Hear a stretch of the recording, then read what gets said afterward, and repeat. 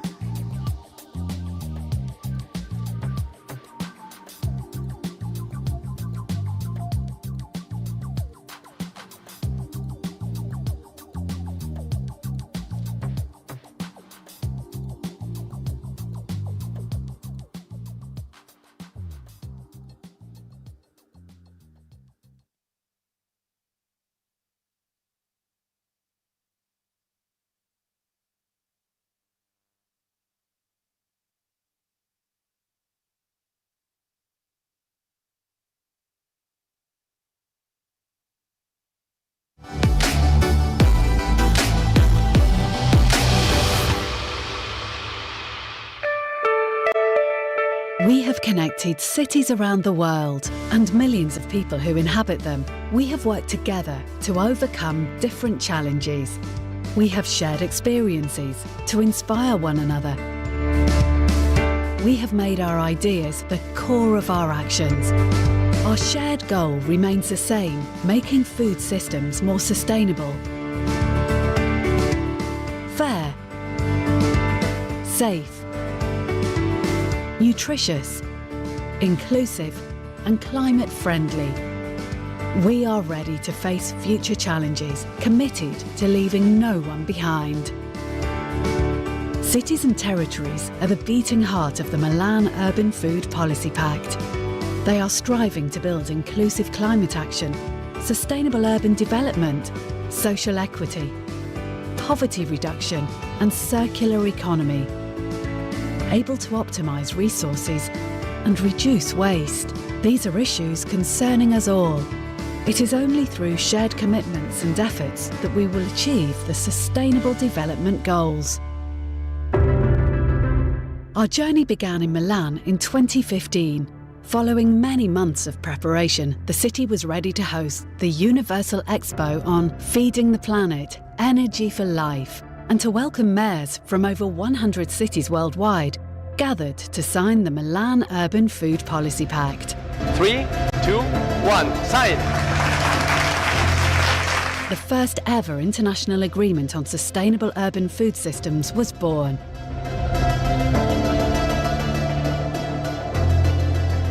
A document setting forth 37 recommended actions to inspire mayors and policymakers to tackle food-related challenges at the urban level.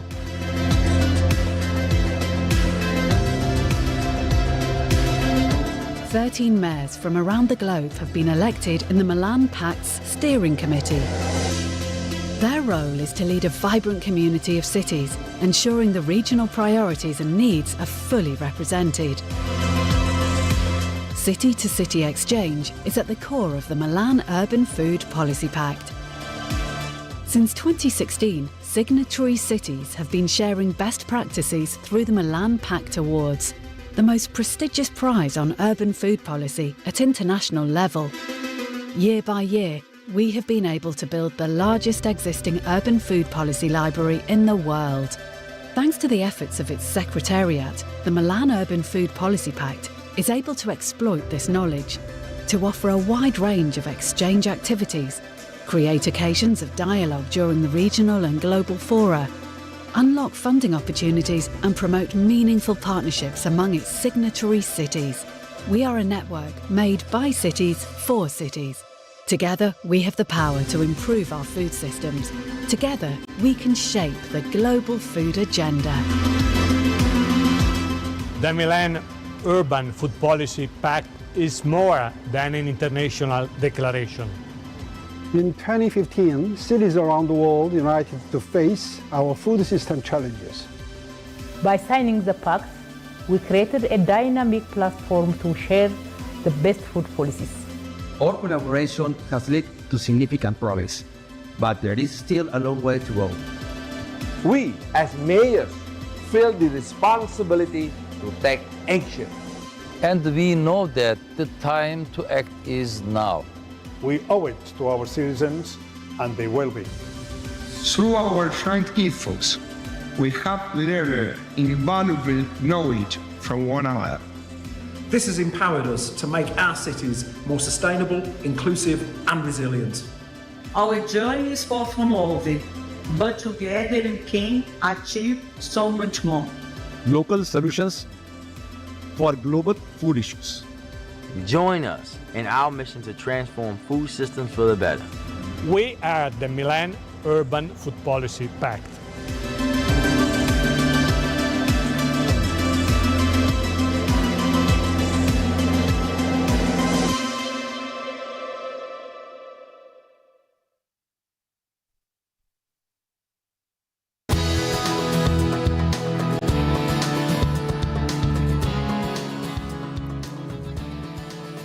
Excellencies, ladies and gentlemen, distinguished guests, a very warm welcome to this Milan Urban Food Policy Pact Global Forum. My name is Natasha Foote. I'm an agri-food journalist focused on EU agri-food policy. I'm normally based in Brussels, so it is a real treat to be here with you all in the beautiful city of Milan, which we will all have the pleasure of exploring over the course of the next few days, or the next week, I should say, because we really have a full menu of activities for you this week. So it is wonderful to see so many faces here from all walks of life, full of energy, so a very warm welcome to you all and to our distinguished guests. And seeing so many of you here today is really a testament to the work of the Milan Pact over the past decade, yes, over the last 10 years. We've just seen a snippet of the work of the Milan Pact in the video. We're going to dig deeper because this is what we're here to celebrate and learn about this week. So let's do a little bit of number crunching before we start. We're very happy to welcome today over 600 participants joining us from over 100 cities from across the world. And there are more than 50 activities this week, thanks to the work, the tireless work, I should say, of more than 40 local and international partners. That's some very impressive numbers. And I'm very happy to have the chance to play a small role this week in steering some of the discussions that we will be hearing. So a few housekeeping points from me before we kick off. Now, it's going to be quite a packed morning, so I have the challenge of keeping everyone on track. So for our speakers, a small plea at the beginning to please stick to your timing as much as possible. Some other technical bits, you should have received your interpretation headsets already for the translation. We are going to be hearing from people all over the world, so do make sure you have one of those if you need them, and I think hopefully by magic. Oh yes, there it is. There are the translation channels. If you need them, you can see number 1 for English, number 2 for French, number 3 for Spanish, number 4 for Italian. So if you need them, please go and get those now. Also, if you want to join the conversation online, and we really encourage you to do so, there is a social media hashtag, and that is hashtag MUFPP Global Forum. So I'll say it again, hashtag MUFPP Global Forum. So do get the conversation flowing there online.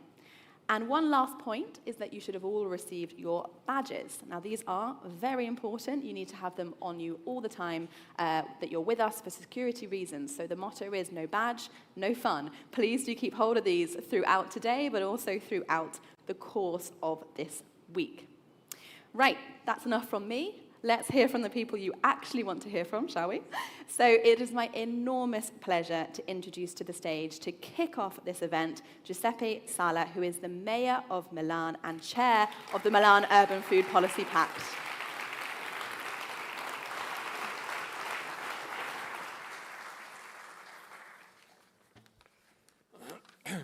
Excellencies, Mayor, distinguished guests, welcome to Milan, the city where 10 years ago a collective idea took shape.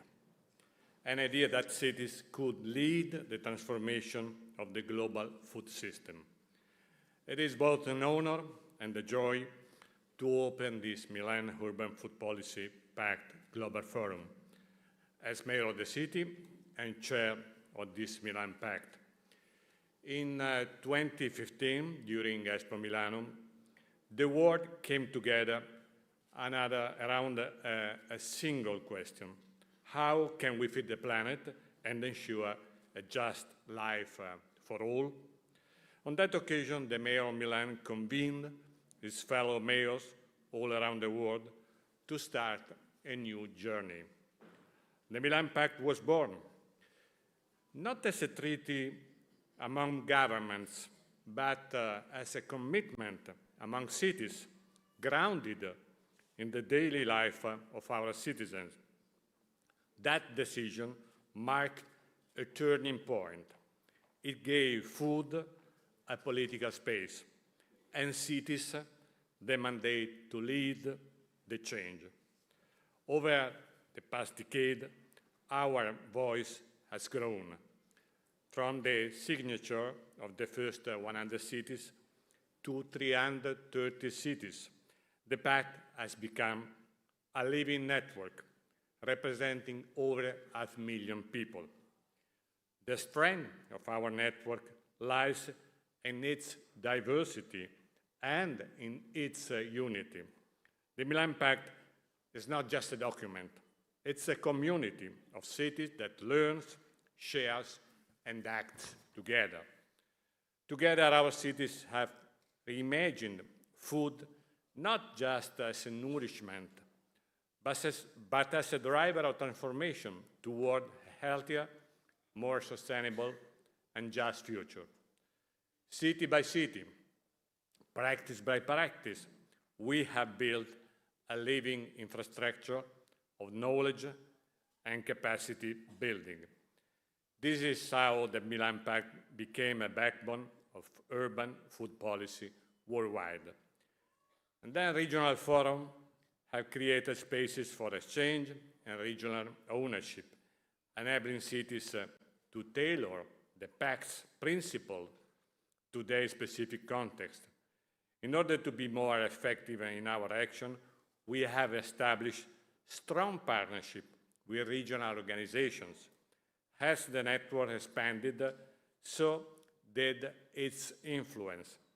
The Milan Pact is now recognized the real reference, the very real reference for urban food policy by ASEAN, European Commission, Africa Union, and Mercosur. Over the past 3 years, the Milan Pact Fellowship Program has become a platform of urban food leadership, strengthening skills of more than 2,600 city officers. None of this would be made possible without the dedication of our partners. Who are our partners? International organizations, foundations, research centers, and civil society organizations that have stood beside us since the very beginning. This partnership enables our cities to grow their impact. To each of them, and to every city represented here, I extend my gratitude. It is not possible in these times to ignore a very simple concept. The global food community works every day to eradicate hunger. We stand for a more accessible and equitable food system based on the human right to food, the human right to food. We cannot accept that hunger is used as a weapon. Too many resources and choices are still taken at upper level than the local one. However, we as city leaders are the ones closest to our citizens' needs. Therefore, we need to reinforce our voice and connections with the national governments, bridging these gaps and enabling dialogues, such as we are doing inside the School Meals Coalition. Our progress has also been possible by a strong and growing connection with the research community. The knowledge shared by our fellow researchers guided our actions, ensuring that our policies are ambitious, evidence-based, and measurable, which is fundamental. It is for this reason that we decide this 10th anniversary should be celebrated here in Milan, the city where it all started, the city that gave the Pact its name, and the city where we continue to believe that local action can change the world. I warmly invite you to benefit from these days here in Milan to work together to define the next pathway of our common work. As we gather here in 17 venues across the city, we are reminded that this is not only a forum, but a living map of our local food policy. Universities, markets, school kitchens, each location tells the story of how cities feed their people, protect their resources, and cultivate their future. Now I want to express my deeply thanks to the Vice Mayor Scavuzzo, Anna, and to the Milan Pact Secretariat. Your commitment, energy, and expertise have been the backbone of this journey. I also want to deeply thank our hosts across the continents. Many of these mayors are present today.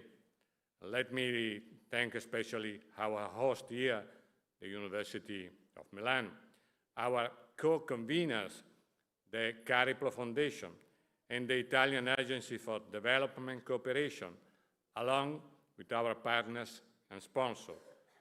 Without your contribution and work, and tough work, these remarkable days would not have been possible. The next decade will be crucial.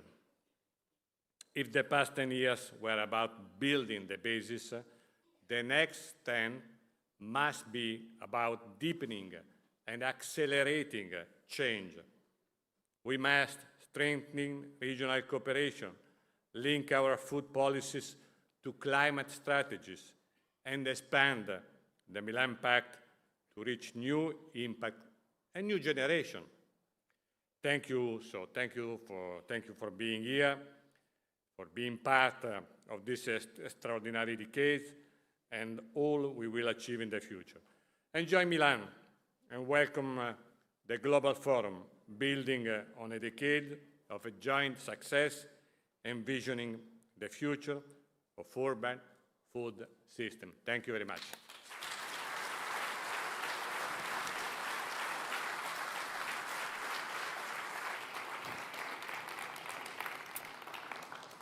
Thank you very much, Mayor Sala, for that warm opening to the Milan Pact community and this focus on cooperation, collaboration, moving into the future, accelerating and building on the foundations. Thank you very much for that.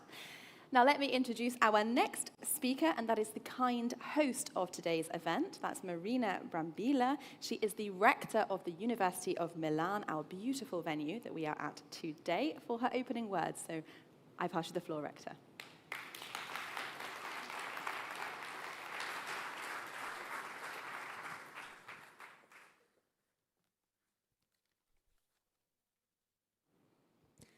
Good morning, everybody, and thanks to Mayor Giuseppe Sala for his words. I would like to extend my warm welcome to all participants in the Milan Urban Food Policy Pact Global Forum, to the representatives of cities, institutions, and international organizations that are here today. It is an honor to host this important moment of dialogue here at the University of Milan, as we celebrate 10 years of the Milan Urban Food Policy Pact. The Milan Urban Food Policy Pact is one of the most significant commitments ever made by cities in terms of food policies. In working towards making urban food systems more equitable, healthy, and sustainable, this groundbreaking pact between mayors has always used a collaborative and cross-cutting approach, encouraging participation from different groups and levels within society. The only viable approach to tackling such complex and multifaceted topics. Today, Milan is once again hosting a global exchange on urban food systems, confirming its central role in driving international actions when it comes to addressing key issues for the future of our planet.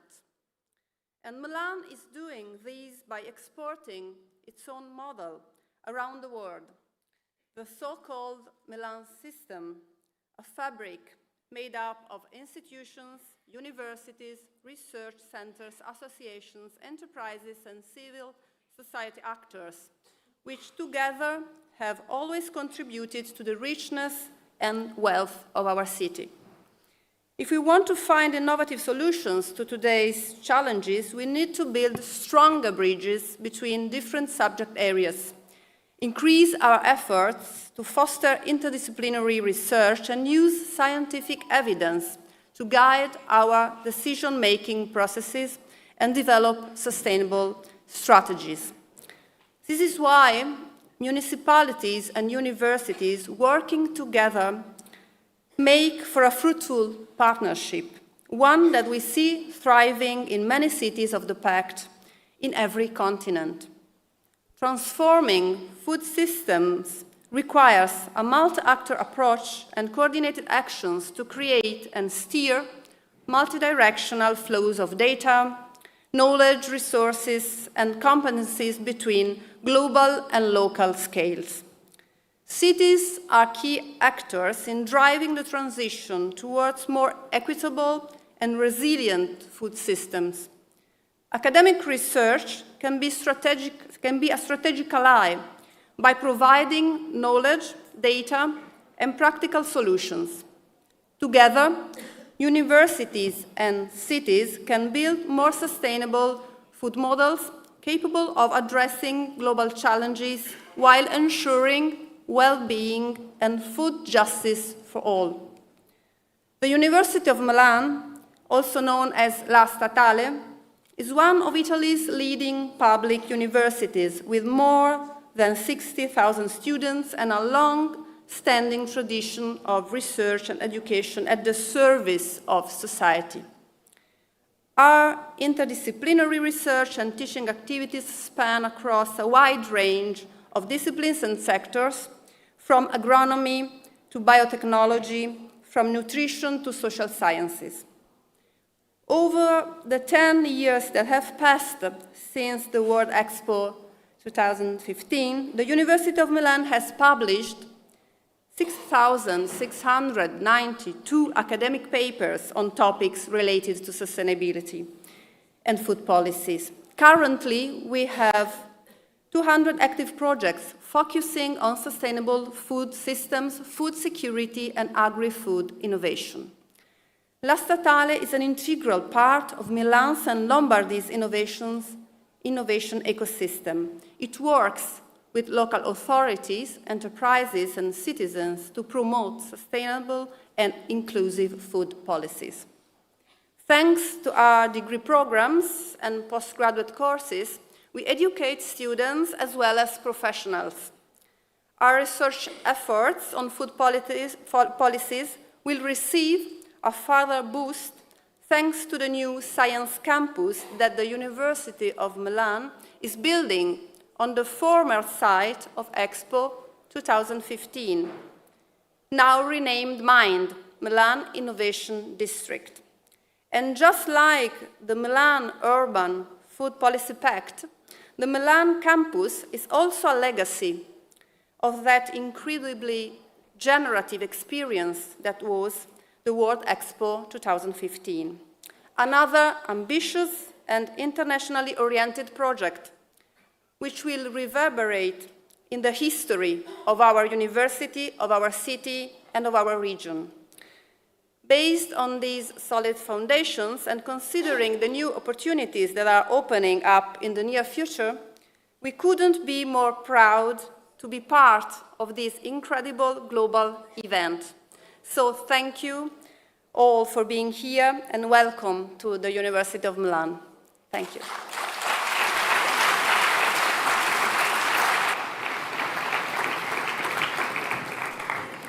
Thank you very much, Rector, for those opening words. Now it is my pleasure to welcome to the stage the first of our two keynote speakers of today's event, and that is Jane Battersby. And Jane is an associate professor at the Department of Environmental and Geographical Science at the University of Cape Town, come all the way from Cape Town for this, so thank you very much. Jane has worked on urban food issues for almost 20 years, really looking at the interaction of urban systems and food systems in shaping food practices of urban residents, but has also been at the heart of the Milan Pact since day one, since the very signing of the Pact, and contributed in more ways than I have time to list here over the past decade. So what better person to be our first keynote speaker today? I pass you the floor.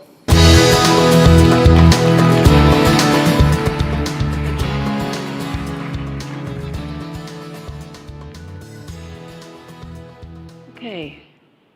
Well, good morning, everyone. It is a huge honor to be invited here to spend a little bit of time with you reflecting on the first 10 years and thinking about the pathway towards the next 10 years of the Pact. So 10 years ago, this very week, the Pact was signed, set the commitment, set the role of cities as transformative agents of food systems. 10 years ago, there were 113 signatories. As we've heard already, there are now more than 300 signatories. Not only that, but food issues in urban areas have become part of the global conversation. The Pact has led that, but we're also seeing increased interest by UN agencies, development agencies, all bringing the urban food to the fore. Last year I led the HLPE report on urban and peri-urban food systems, and next week in Rome at CFS, the recommendations are going to be ratified and it will be sent out into the world.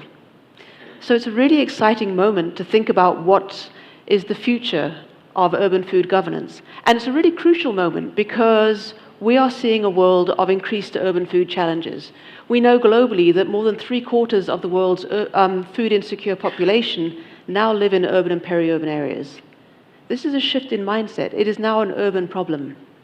Not only that, but over 70% of food consumed in the world, produced in the world, is consumed in cities. And cities are major drivers of food systems change. And although we have an urban reality, we have a much more urban future. In Africa alone, the urban population is set to increase from about 700 million to 1.4 billion by 2050. So we really need urban food policy action, both for the cities we have now and the cities of the future. But we're not doing this in the context of a stable world. We all know that we're in an interesting moment, right? There's financial austerity that is impacting our governments, impacting our academic institutions, our NGOs, our businesses. We've got political instability. We've got challenges like food markets that are increasingly flooded with unhealthy foods. And if we're honest, the moment feels a little bleak. But I think this is where we have some hope. I think there is something unique about the urban environment that allows us to be transformative. We've heard some of that already. Now, the urban governance has power over aspects of the food system that are often neglected in national conversations. We think about the transformative power of investment in markets. We think about the role of things like zoning in protecting agricultural land, in shaping food environments. These are opportunities that are not seen at the national level and a real opportunity for urban governments to come to the fore.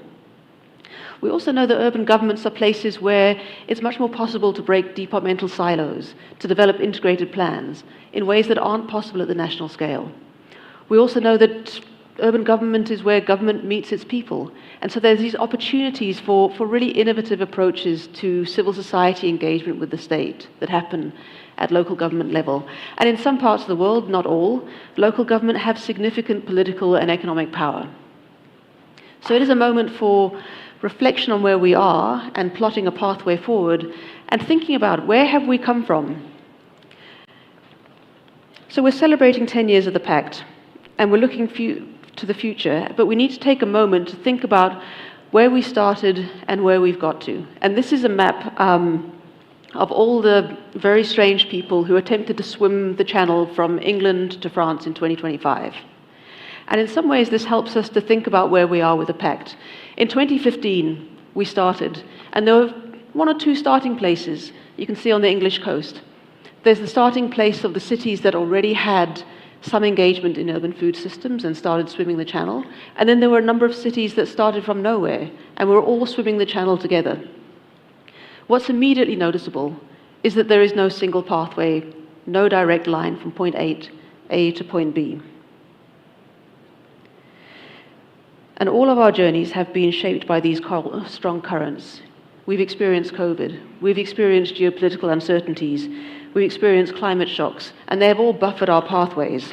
And in many cases, the Pact has been strengthened by drawing on each other's strengths and experiences. But if you look at the map, you'll see there are a couple of journeys that have been halted.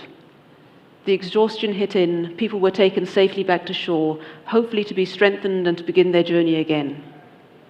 And there's no reason to think that where we are in 2025, somewhere in the middle of the channel, is going to be any less eventful and any less challenging than the first half. And so the question is, how do we start to plan? How do we start to move forward from this? So I have a friend who swam the English Channel in the year 2000. She was part of a relay team. And for 18 years, she held the world record for the fastest team to get across the channel. And how did they do this? Well, they were a group of university students, so they really invested in scientific data, in understanding the current, in training so they could get ahead of the current and move their pathway through. It was based on scientific data, evidential experience, and talking to people who'd done it before. And I think that's very much how we're going to navigate as part of the Pact. Building on rigorous data, experiential evidence, deep learning from good practice, rigorous planning and adaptability will be key to moving us forward. What's also noticeable in this map is that although there's a common starting place and a common goal, the common goal of a food system that is sustainable, diverse, resilient, safe and nourishing, there's no single endpoint. You'll see all these different points of landing. And I think this is really important. We might have a common shared goal of moving towards this kind of food system, but it's going to look different in all the places that we occupy. Our food systems and how people are able to interact with them are shaped by our histories, our geographies, our political structures, economics and cultures. And so we can't be too prescriptive on what it is we want people to achieve to. We need to be in agreement around principles and open to learn across contexts, but recognize that we're all on our own journeys. So how do we do this? The first part is thinking about, well, who do you have on your team? Who do you swim with? We hear a lot about the power of cities to transform food systems. But outside of this room, when I speak to a lot of cities, there's this sense that local government don't feel they have the power to transform the system. They don't recognize the mandate. And so part of what we need to do is recognize what is the power of local government, identify those existing but underutilized mandates that local government have, and share those stories. And I think that's what's been powerful in the Pact, of identifying all these different entry points that are available and learning from them. I think there's also the importance of local governments joining together to form networks, to be able to speak back to national government, to influence national government and global governance structures, to take the urban a little bit more seriously. But in order to do that, it's going to take working across departments in local government, and it's going to take multi-level governance, working across different tiers of government. But it's not government alone, and we know from who's in the room that it's not government alone. We also need to recognize the power of the private sector in shaping our food system. And how do we grapple with that? And recognizing that I think it's really important that the private sector isn't just the businesses we recognize. Private sector is both formal and informal, modern and traditional, large scale and small scale, and they're all shaping that system. And so we need to find ways to leverage that power and regulate that power, working together to do things like encouraging local and local and short supply chains, supporting decent work and livelihoods, increasing the availability and accessibility of healthy foods, and regulating unhealthy food access. The third part of power in our cities is the role of the citizen, the consumer. And we hear a lot about leveraging consumer power to change the system. But that only works if consumers actually have agency. And my concern is that sometimes we are putting an expectation on our citizens without giving them the empowerment. And so, yes, we can have programming to guide consumer behavior, but unless we're doing that in combination with urban policy and governance that works to reduce poverty and inequality, that works to improve urban conditions, we're not going to get there. So how do we do this? How do we move this agenda along? And this is from a paper that I co-wrote with Anna Scavuzzo, who I think is in the room, Jill Clark, who will be coming later, and Anna Davies, thinking about 5 kind of sets of things that we need to think about when we start to do urban governance that are going to shape the direction we take. And the 5 points are: time matters. What is the history of the city that you're working in? How does that city shape the possibilities for urban governance? What is the future envisaged by the broader city, and how can the food work fit into that? So really situating the work in a particular time. The second component is thinking about place. What are the particularities of where you are? The physical, the environmental, the social geographies that shape policy. And then when we're thinking about learning from others, how do we reflect on those contexts and make sure that we're doing something that's going to work across contexts? Relations matter. How does your city relate to the areas around it? Who are the actors in your city that need to be brought into the conversation? What are the interactions between food system components and non-food system components in your city, and how can those be brought into governance? Diversity matters. Whose voices are at the table? To what extent are we creating a diverse and resilient food system? What forms of knowledge are shaping our policies? Is it simply scientific knowledge, or are we bringing community knowledges and indigenous knowledges into the system? And then finally, power matters. What kinds of power are evident in our policy making? Who has the power, and are our policies and governance decisions doing anything to redress power imbalances? And if not, frankly, why not? So how do these principles play out in practice? I want to bring us to something that's been mentioned already: school feeding. School feeding has been recognized as a potentially catalytic action. If we invest in school feeding, we can change supply chains. We can address food poverty. We can change food cultures. We can bring around sustainability. All of these things. But there can't be a single model for school meals. We know that around the world things manifest very differently. In some places, cities have the power for procurement. In other places, it needs to be held in conversation with provincial or national governments. We know in some places there are very complex dynamics between the state and private sector. In some places, it may be fairly feasible to easily pull on small-scale producers and pull them into the school feeding schemes. In other places, there's strong corporate power that needs to be negotiated. In some places, we know that The most vulnerable schools are excluded from the school feeding scheme due to various regulations at the local government level. So in all of these things, we're going to have locally responsive systems. So if school meals are going to reach their catalytic potential, it's going to require really careful attention to these issues of time, place, relations, diversity, and power. And so my sense is that if we are individually and collectively going to get closer to that other shore of a just, sustainable, diverse, resilient, safe, and nourishing food system for all, we're going to have common points of reference. We're going to need to maintain and support diversity. We're going to have a hunger for data and for evidence, drawing on a range of knowledge systems.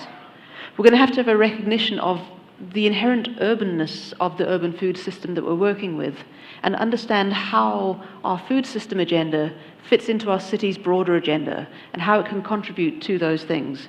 And we're going to need this commitment to transversal, multi-level, and multi-actor governance.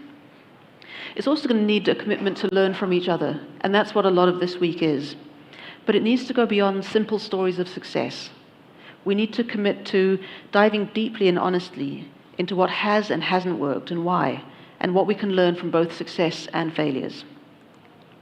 So in my context in Cape Town, this means working with rather than against the food system that feeds the urban poor, working with the complex politics of formality and informality, recognizing deep political contestations and sitting in that discomfort in these spaces of collaboration, working with community activists to drive food system transformation. And this is what it looks like where I'm from, but what does it look like where you're from? And so I conclude by asking this of our mayors, who are going to come and speak to us just now, but asking of all of us in the room, what does this look like in your context? So essentially, just to come back and overstretch that channel swimming metaphor, let's swim across this channel together and use our collective knowledge to overcome those barriers, to tell each other where those channels and those currents are that we're going to have to navigate. Let's continue to learn from each other and to encourage those who are just dipping their toes into the water to get in. I thank you. I will see you on the other side. Thank you very much.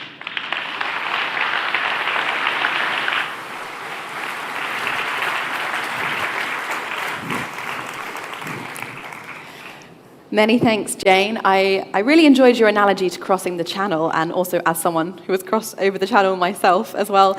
But also this idea of this not being a race, but a relay. I find that very powerful, this collaborative spirit, especially in this moment of the particular geopolitical moment that we sit in. So thank you very much for that.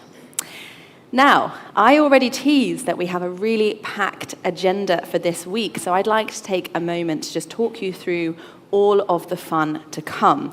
And when I say fun to come, I really mean it, because clearly a huge amount of work has gone into making this. I think event doesn't cut it. I think it's more of an extravaganza. We're running from Monday morning, we started, kicking off the week with side events on many aspects, from right to food, to tackling food waste and food education, and this energy is running throughout all the way until Friday evening. So let me talk you through this and a few things that you need to know. So firstly, it's clearly a huge undertaking, the culmination of a decade of work. So let me start by giving a huge thanks to everybody that has been involved in this Herculean effort, to all the partners and the contributors who have helped bring this to life. You can see them all here. I won't go through all of them. It's going to take a moment, but that's an impressive collection. So perhaps a round of applause there for the partners.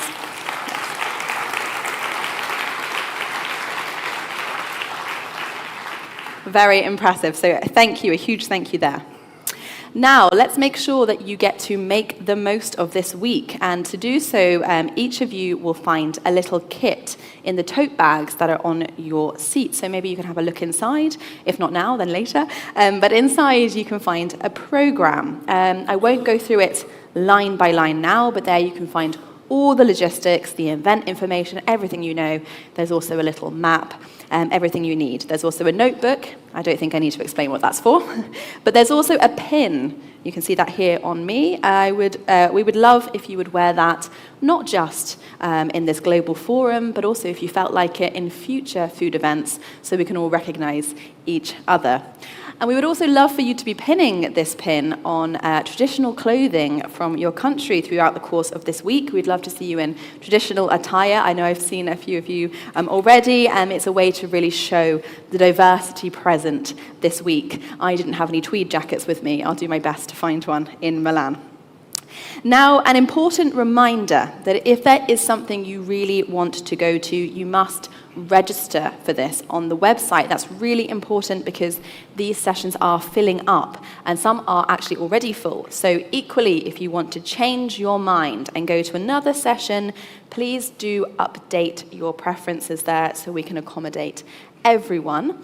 And this is especially important when it comes to the parallel sessions. I think perhaps we'll show in a moment on the screen, but the parallel sessions are the ones in yellow on your program. So we have to make sure we can squeeze everyone in. Also to say that you can find all the logistical information on the website if you prefer to have it all in one place. And there you can also find the list of everyone that is attending. Now, this is also key because the program this week is a bit special. So instead of having you all here in the same venue, which, although it is a beautiful venue, would be a little bit boring, we've actually, you have venues dotted around the city. There you can see the map.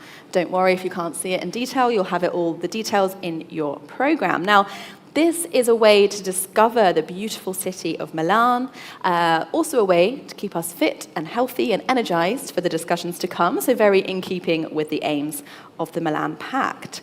And there are really some beautiful venues to discover, which brings me to my next point. You'll also find in your kit some passports. There will be stamps to collect at each of the venues that you visit, including this one. So if you want to go in the break and get your stamps, please do play along and fill up your passport to make sure that you fully make the most of your time here in Milan. So let me say a quick word about a few of these venues that you have the chance to visit over the coming week, and I'll give you a little taster of some of the highlights of the next few days. So something really special this week is that there are a number of field visits where you can really see firsthand the work of the Milan food policy. So that includes things like one of the food aid hubs was actually awarded the Earthshot Prize back in 2021, or the wholesale market of the city on Thursday morning. There's also a chance on Friday morning to see the kitchen centres of the Milan Ristorazione, my best Italian accent, who are preparing meals for school children in Milan's schools.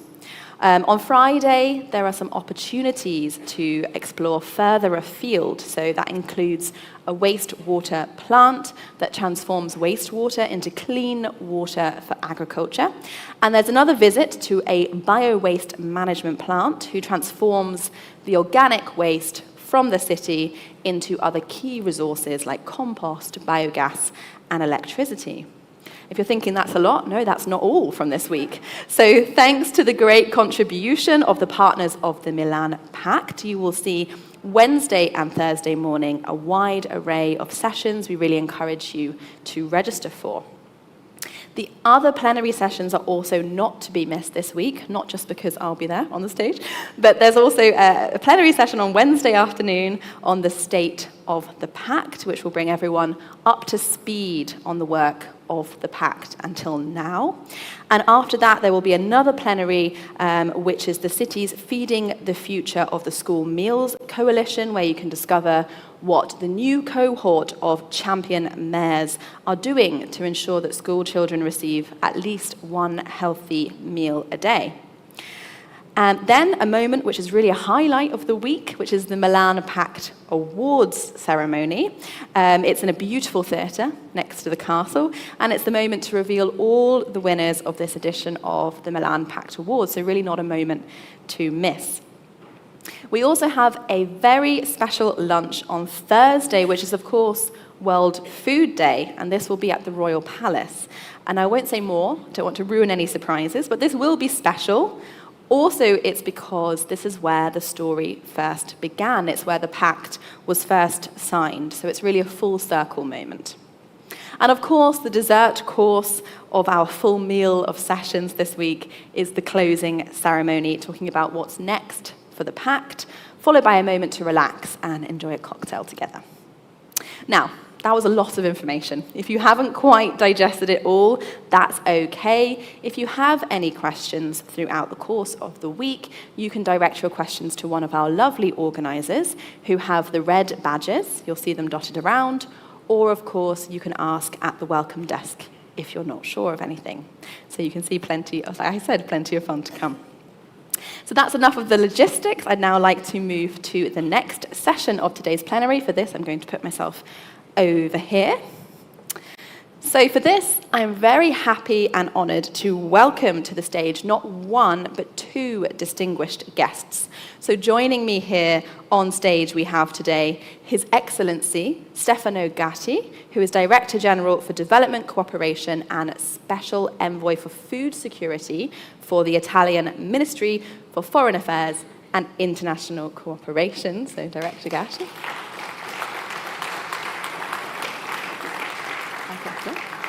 Thank you.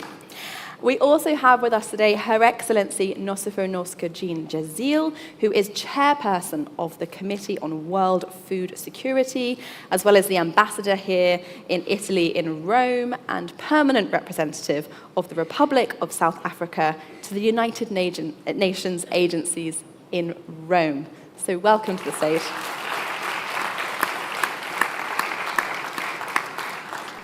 Thank you very much. Welcome. Honour and a pleasure to have you both on stage with me here.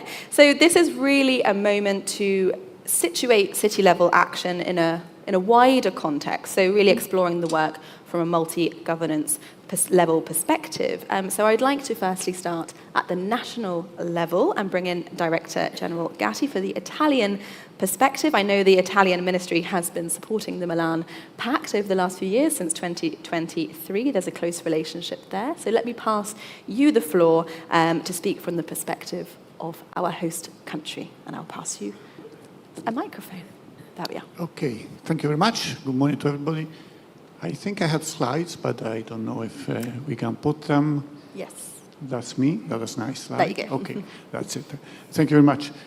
First of all, let me say that it's a pleasure to be here, and thank you to everybody.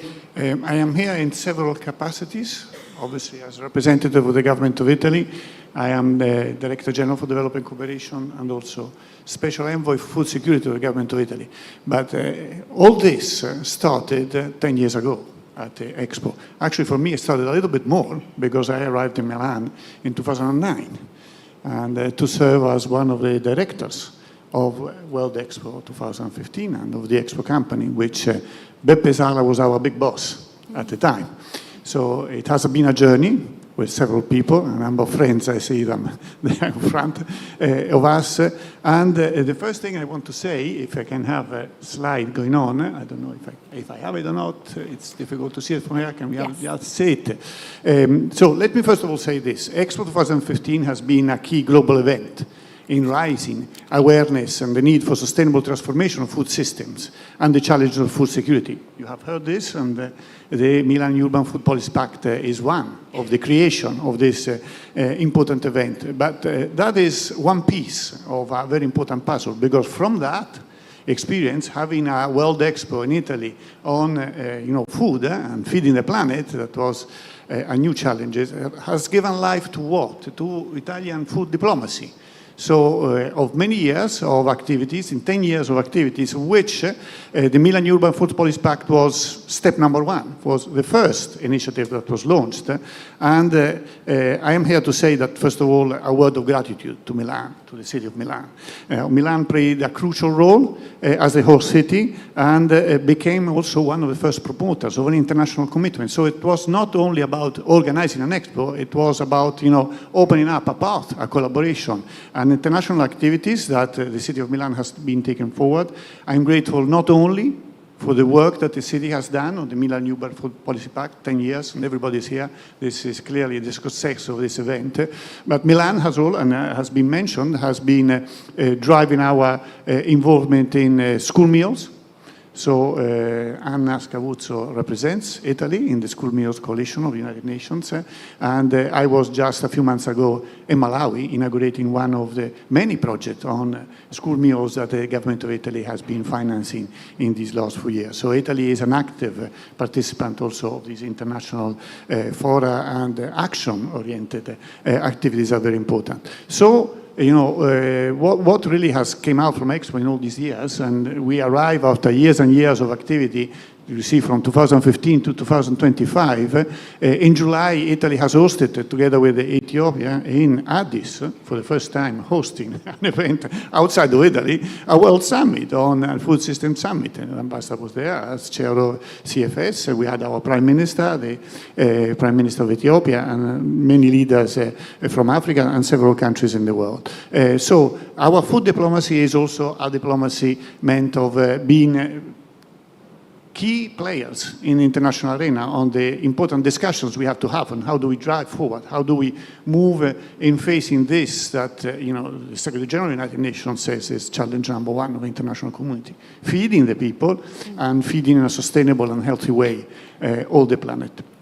So if I can go to the next slide, it's just, I don't know how many slides are going there. This is the next slide. Is to say that not only we had, you know, an action, an activity on the international fora, but Italian food diplomacy means also action on the ground. As you know, Italy has launched in January last year the Mattei Plan for Africa. We are, the ambassador knows that very well, and we are very engaged with so many African countries. Italy is engaged in a drive of collaboration and partnership to Africa.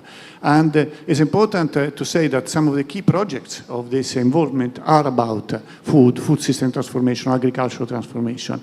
You see here 3 of the key projects of the Mattei Plan for Africa. One is a project in Tunisia for, you know, the reuse of the waters of the town of Tunis, water issues, and how do we use the scarce water that we have, not only in Africa, but also in Italy, is one of the a key issue. We have launched with the Italian private sector a drive for the transformation of food system in 5 African countries. We are already active now. As you see in Congo, Ghana, Senegal, Libya, Ivory Coast, we are working, and we will be working with 5 others in, you know, big interventions with local communities and small farmers in some key countries in Africa. And then we have launched a drive on coffee. Coffee is, you know, the 3rd most traded commodity in the world. I don't know if, how many people know that, and is fundamental for the economy and for the livelihood of 40 million families and farmers around the world, many of them below the level of poverty.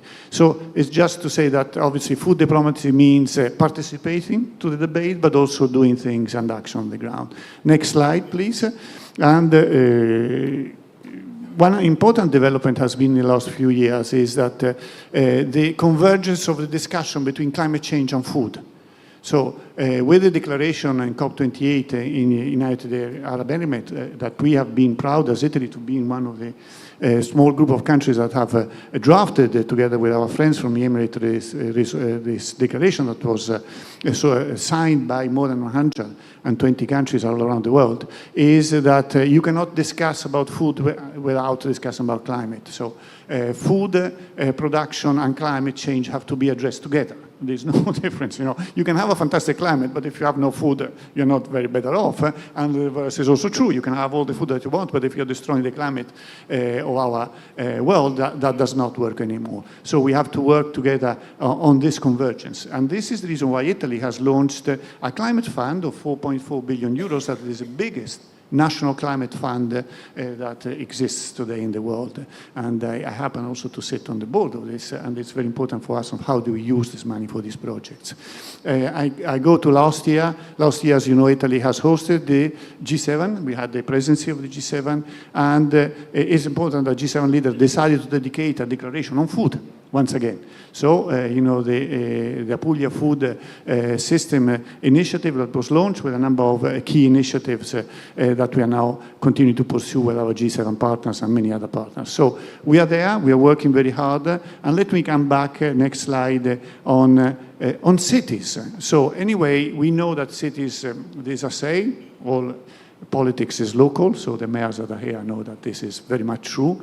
And so many things happen in cities. It has been said that more than half of the population of the world now lives in cities. So how do we nourish city? What do we do in cities? So the Milan Urban Food Policy Pact that we very strongly support is an important instrument for us to have this discussion. We are also looking at projects. So we have launched within the Mattei Plan for Africa an initiative in partnership with FAO, UN Habitat, and Campagna Amica Foundation, that is the foundation of our local farmers market in Italy, more than 1,800 farmers market all around the country, are promoted by our Farmers Association. And these are 10 cities in 5 African countries, as you see, Algeria, Ivory Coast, Kenya, Mozambique, Uganda, and there are other cities. And what are we doing with these cities? We're discussing with them green interventions, so green urban interventions that we will be financing with our climate fund, together with partners like the World Bank, the European Commission, and see what kind of intervention. So you discuss a lot about green cities, and which obviously food is a part, but how do we do that,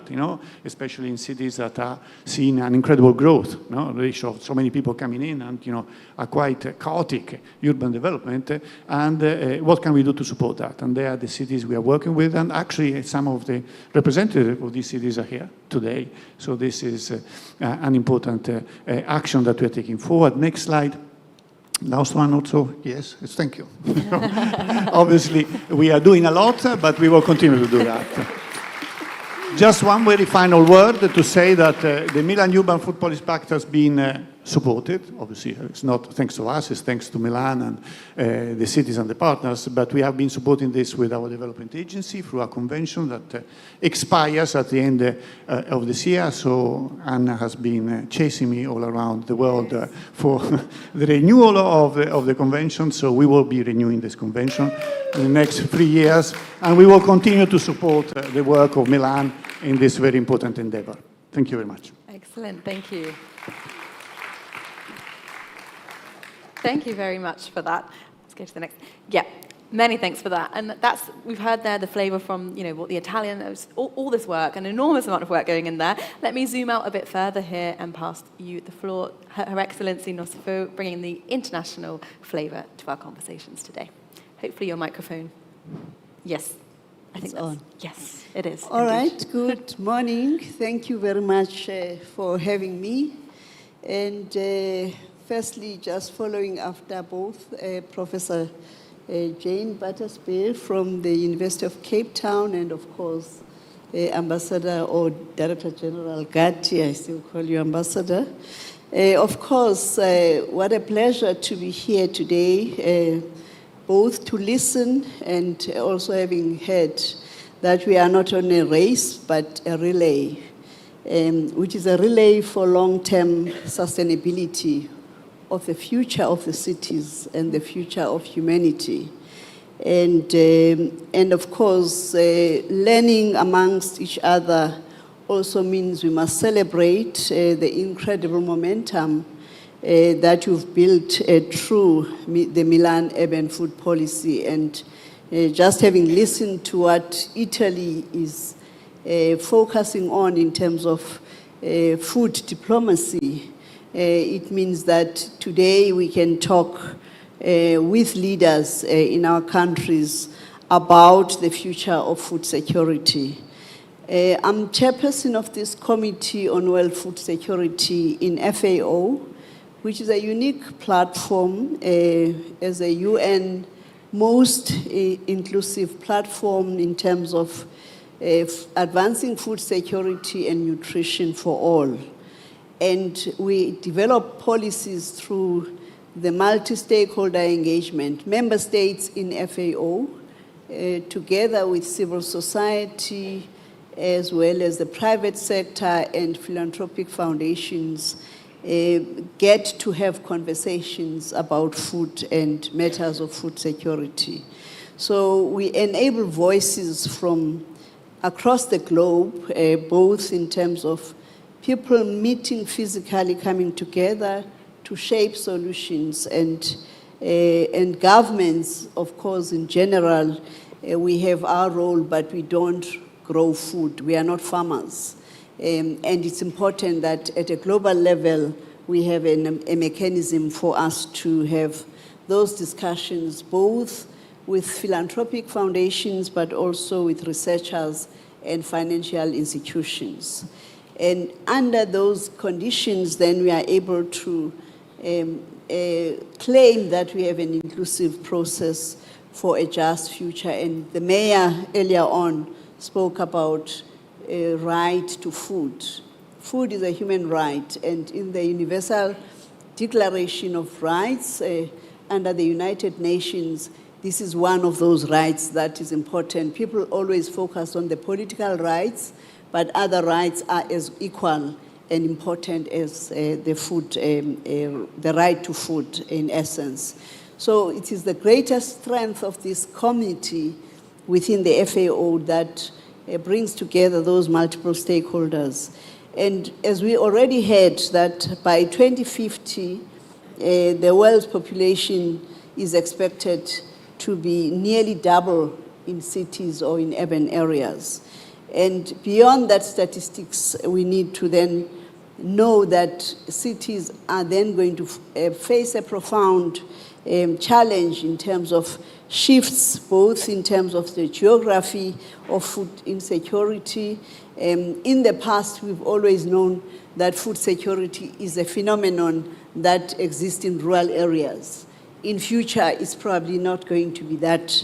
And in fact, there are already trends that indicate that. So urbanization intertwined with demographic factors and economic factors and technological and cultural transformations becomes a real aspect that we need to weave in terms of our urban planning into the future, all of which would affect how food is produced and how it is distributed and accessed and become available to customers, to users, and to also those that consume it.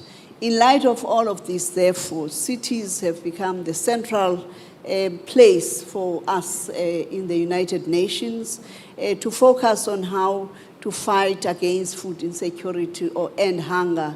And this is why then the CFS, in its multi-year program of work, took the decision to focus on this shift, and we launched a policy convergence process, specifically that's aimed at strengthening urban and peri-urban food systems to advance food security and nutrition. It has been a one-year-long journey, of course, with a dialogue and negotiations and collaboration. And you heard earlier on that next week, the CFS 53 plenary will then be considering these policy proposals. Let me therefore recognize the high-level panel of experts, which is what was referred to as HLPE, which laid the foundation for the policy process. And having heard from Jane already from the University of Cape Town, she was the lead expert in the work of the high-level panel of experts that provided recommendations for us as member states to then engage in a dialogue that would be based on independent science and independent report, which therefore has enabled us to reach a consensus. So the inputs that many of you, some of you here today, have participated in the negotiations, which included some of the cities, mayors, and urban networks.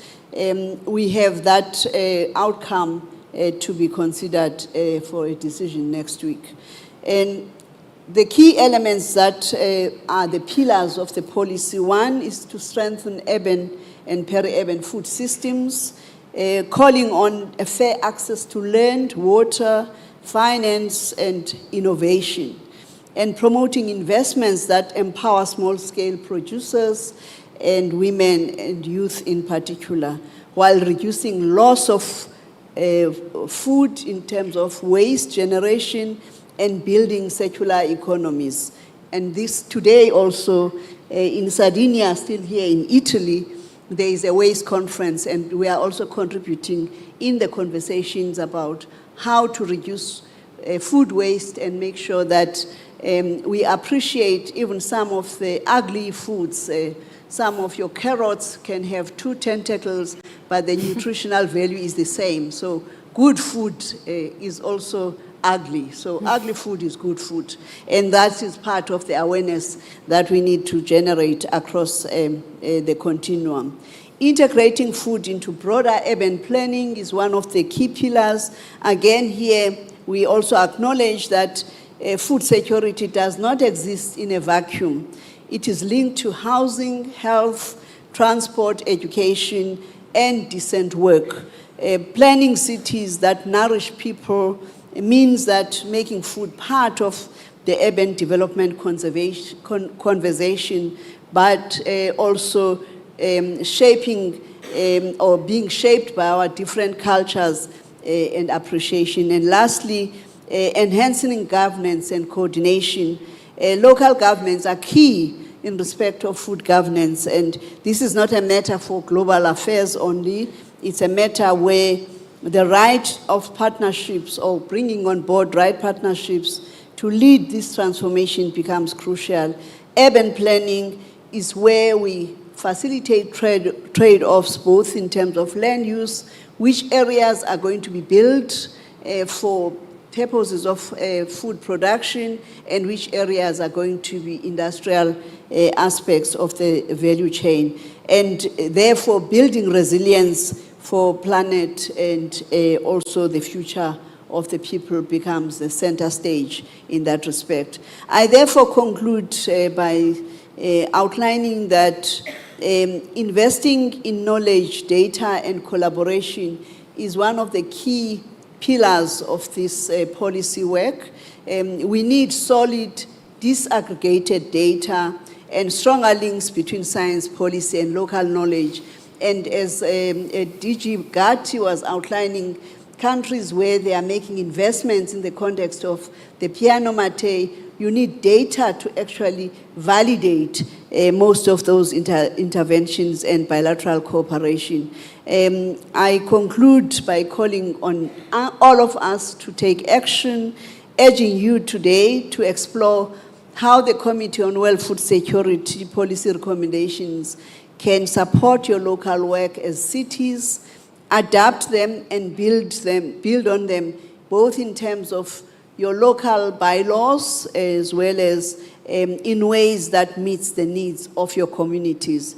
They are not just words on paper, they are tools.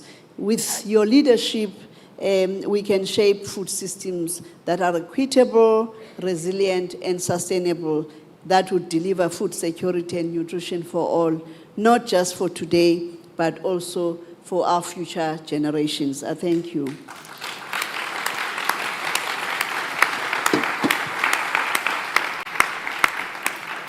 Fantastic. Thank you very much to both of you for situating our conversations this week in the wider, more bird's eye view. Thank you very much. I'd like to invite you both to take your seat back.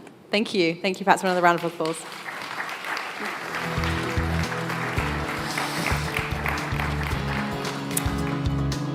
Excellent.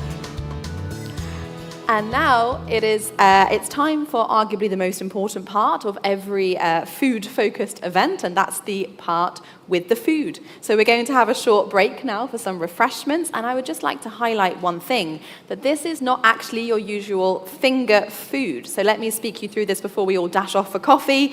The food today, as with the rest of the week, has actually been prepared by Milano Ristorazione with the same people who are delivering food to all of the school children in Milan. So we'll be having a taste of the local sustainable food that they're serving up in schools in Milan. So firstly, a huge thank you to them for taking on this job, for keeping our bellies full, keeping us happy all week.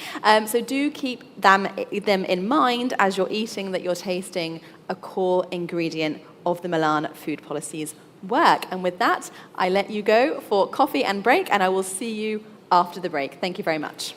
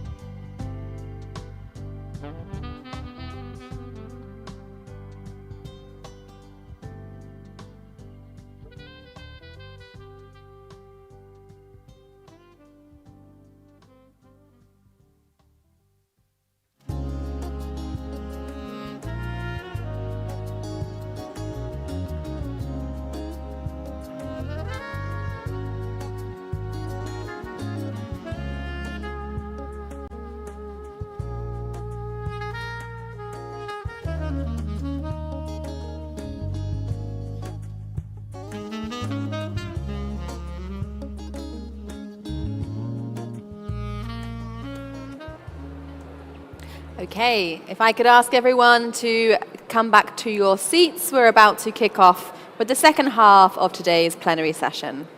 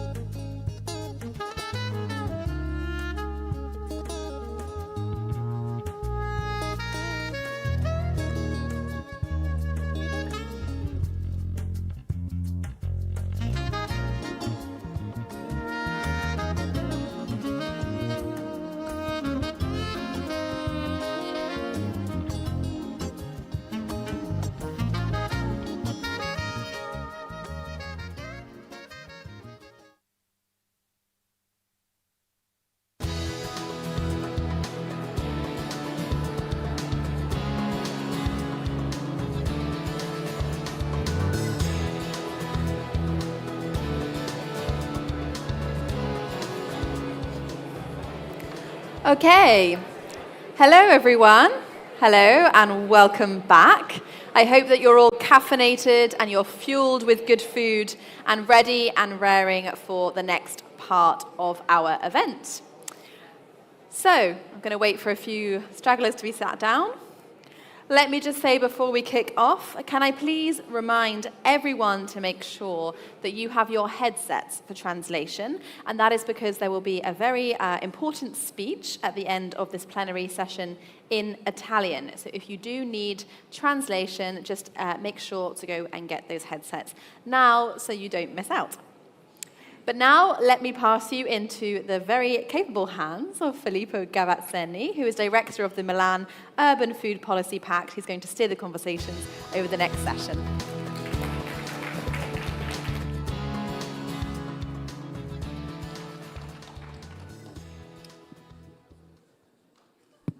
Thank you very much, Natasha, and also from my side, welcome to this second day of our Global Forum here in Milan.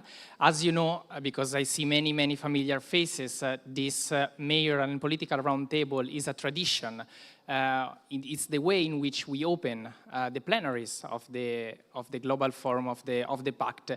This has the aim to inspire other mayors, officers, and partners to a collective action, to take action together.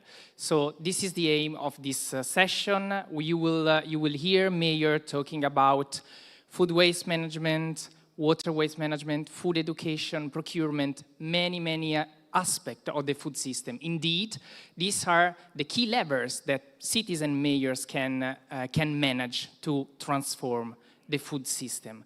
So I am delighted to have this year a very special panel, and let me call on stage the governor of Bangkok, Mr. Chachat Sittipunt.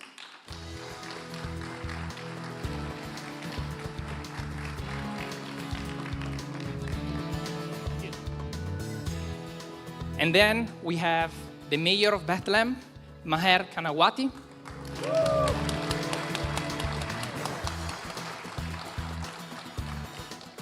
Welcome. The vice mayor of Milan, Anna Scavuzzo, please join us on stage.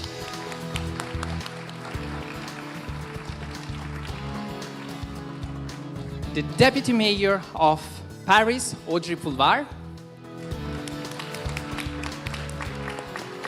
And the mayor of Quelimane, Manuel de Araujo. Welcome.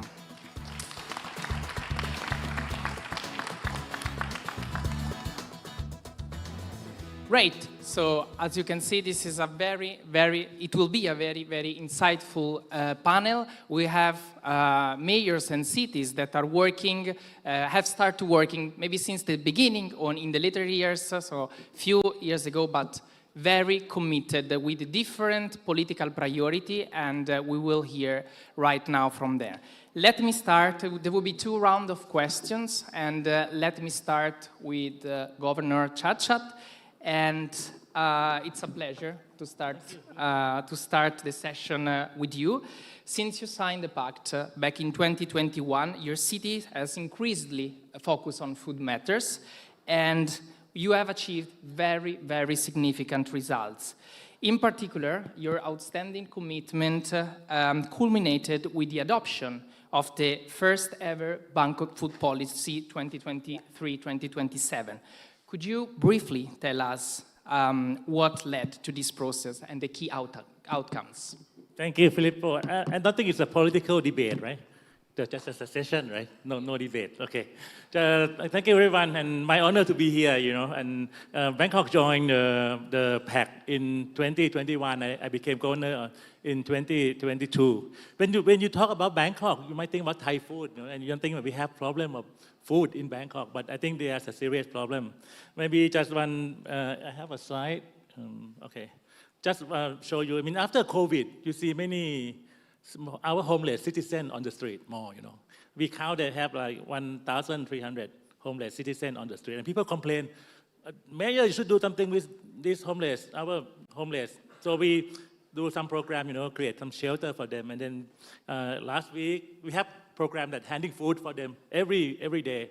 So there are 500 people coming to get food, I went there and asked them, how many of you don't have home? Only 10% are true homeless, 90% are foodless. They don't have food in their home. So they come to get food and bring back to eat. So I think something that because homeless is obvious, but in fact the underlying problem, maybe not the home, but the food that they don't have. So they can come and get the food on the street and bring it back. So I think you see this serious problem in major cities, and even more serious because the inequality increase. So the way we handle the problem, I think there are three. We share my humble experience, maybe different from other cities, but I think three important things. One is you need special team on this. Second, you need strategy. We talk about strategy very often, but let me clarify what we did in Bangkok. And last one will be synergy between private and government. The first one, special team, because in Bangkok, we have like 16 departments, 50 districts, Each of them have their own program on food and very fragmented. We have food program in Department of Education. We have equality in Department of Social Welfare. We have food vendor in social Department of Legal Enforcement. So each have their own food program, but very in silos, So we end up setting up the special team doing this policy after we joined the Pact. And we assign one, we call CSO, he's here, Kun Prom, you will see him around. He is our Chief Sustainability Officer who integrate the program in every department, every district, create one coherent program. And that's very important because otherwise the program is fragmented, we do the same thing and no economy of scales. So I think to have a special team, very important, dedicated to this policy. The second one would be the strategy. We talk about strategy very often when we talk about sustainability and all these things, but in Thailand, in Bangkok, many times it's just a slogan. It's a slogan strategy. You just have some very nice vision. You want to be the sustainable city with food policy. But the most important thing for strategy would be action plans. So I think we did in 3 phases for our strategy. When we do diagnosis, what's happening in Bangkok? What is our problem? We don't have a food shortage problem. We have problem of distribution equally. We like have a lot of food waste. 50% of our waste are food waste, and end up we cannot recycle other garbage because food waste destroy all other recycle things. So I think with this in mind, with our diagnosis, we can define our problem. So our vision will be focused on 3 things: on sustainability, equity, and quality. So that's first thing, diagnosis. Second one, you need guiding policy. What would be your main focus, right? So we have 7 areas in our focus of the strategy. Would be food production, food distribution, food safety, food bank, and then the school program, and then like food governance. So we have 7 areas on this. And the third step of strategy would be coherent action plans. This is the most important part of the strategy. We have more than 600 action plans that each department work together to the same objective. Because if you work in the government, you will know that, and government officer very good at killing time. We can kill time, day, weeks, months, without nothing happen. So we don't set the goals clearly. What do you want from your team? What project? When they wake up in the morning, they have to think about this food bank, food program. Without this in mind, time flies, and years pass without anything happen. So I think coherent action plan important with very well-defined objective for everyone. So with this, I think we set up many programs and have very good results. And the third element, right, would be synergy. So I think the synergy, because when you look at the food in Bangkok, government is only a small part. Private sector, academic, citizen are the ones who must help solving this problem. So I think when you look at the food program in Bangkok, the city hall acts as a conductor, So we conduct, and the players come together. So the main element for this conductor to be successful will be trust. I think what we lacked when I became governor between city hall and citizen, that we don't have trust.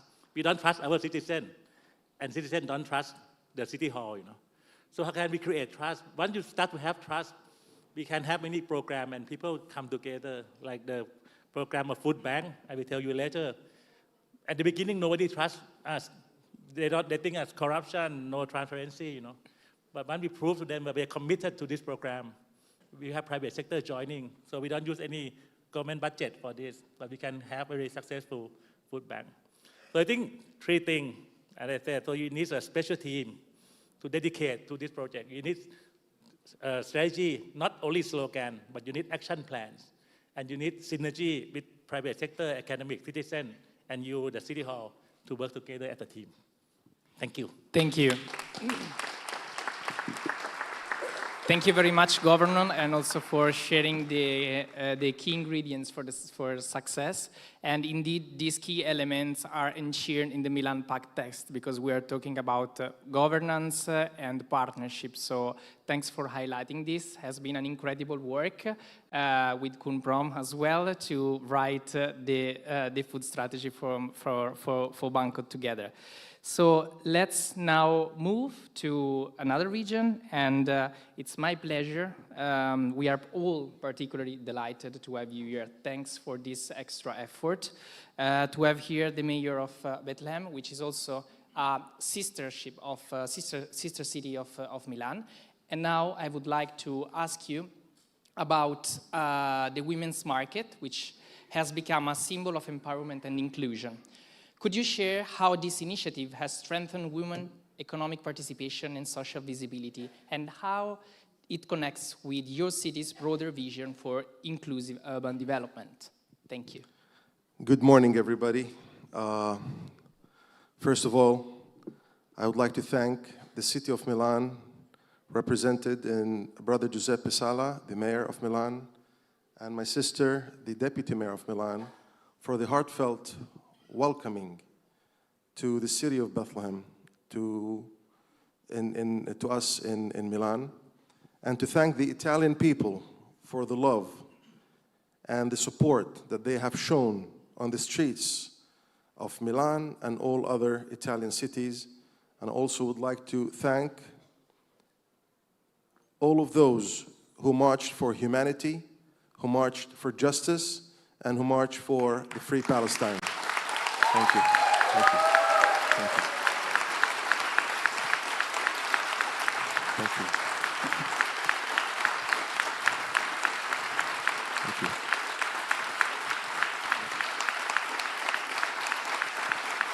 Thank you so much. Thank you. Thank you so much.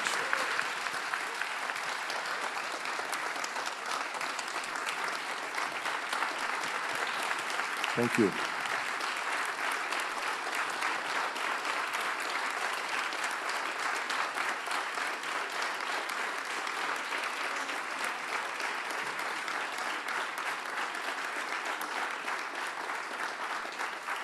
Thank you. Thank you. You know, this, it's been a blessed week for us, coming from Bethlehem to March for Peace, and to see the heartfelt welcoming of the people here. It's definitely a great push. Now, your question is a good question, but in order to answer that question, I have to explain a little bit about how we as municipality improvised on things in order to give tools to women, to empower them, in order to put bread on the table of their families. I have one slide, and it's only one slide that I would like to show you. It's exactly the same slide that I shared with the Pope. It was on the 24th of September. It's 15 days ago. I don't know. Do we have the slide? Let me ask in the backstage if you can put the slide in the meantime if you want to continue. Okay. Maybe I can explain about... So basically, if we're talking about Bethlehem, it's just a simple example of a Palestinian city. And what goes on Bethlehem goes on all other Palestinian cities in the West Bank and in Gaza. You know, after September or October the 7th, 120,000 people lost their jobs 96% of them are men. And those men used to work on the other side of the wall, not in Palestine. And all of those men had a great income before the war, and so they had loans and they had a great income. So they lived a good life compared with others in Palestine who worked in Palestine, because their wages were approximately 3 times more than the wages taken in Palestine. So after the war, the Israeli government stopped all of these permits to all of these men. And they had no job opportunities in Palestine, and also unemployment rate in Palestine, or especially in Bethlehem, because Bethlehem is known the city of pilgrims. And it's 80% of the income of the people of Bethlehem is coming from tourism. And of course, tourism went down to 0%. It's not only, it's damaged, it's wiped out. So the unemployment rate jumped from 14% to 65%, and adding 120,000 workers without jobs made it impossible for people to continue. So what we did, we thought about a project for women, and empowering women, because we always, as locals, want to have our jam, not from over the shelf, but from the mothers who are making those jams at home. Okay, so now we have the map that shows, because this map also shows, I don't know if you can read it from there because I cannot read it from here, but it shows Bethlehem. You know, Bethlehem used to be 37 square kilometers.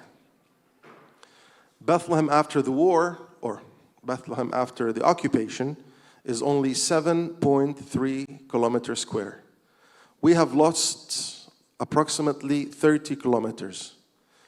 And so we have lost a lot of land, farmers' land. We have lost a lot of resources, and which made the decline of farmers a great or big decline in the past 80 years of the occupation. So we have here, just to show you also, all of these blue, if you see the blue color, these are the 28 settlements suffocating Bethlehem, taking lands from the city of Bethlehem and taking all of the resources.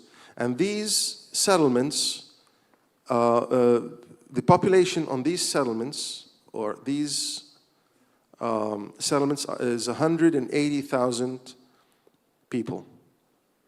That's almost the same number of people living in the governorate of Bethlehem. So basically, we had to come up with some kind of programs to empower women.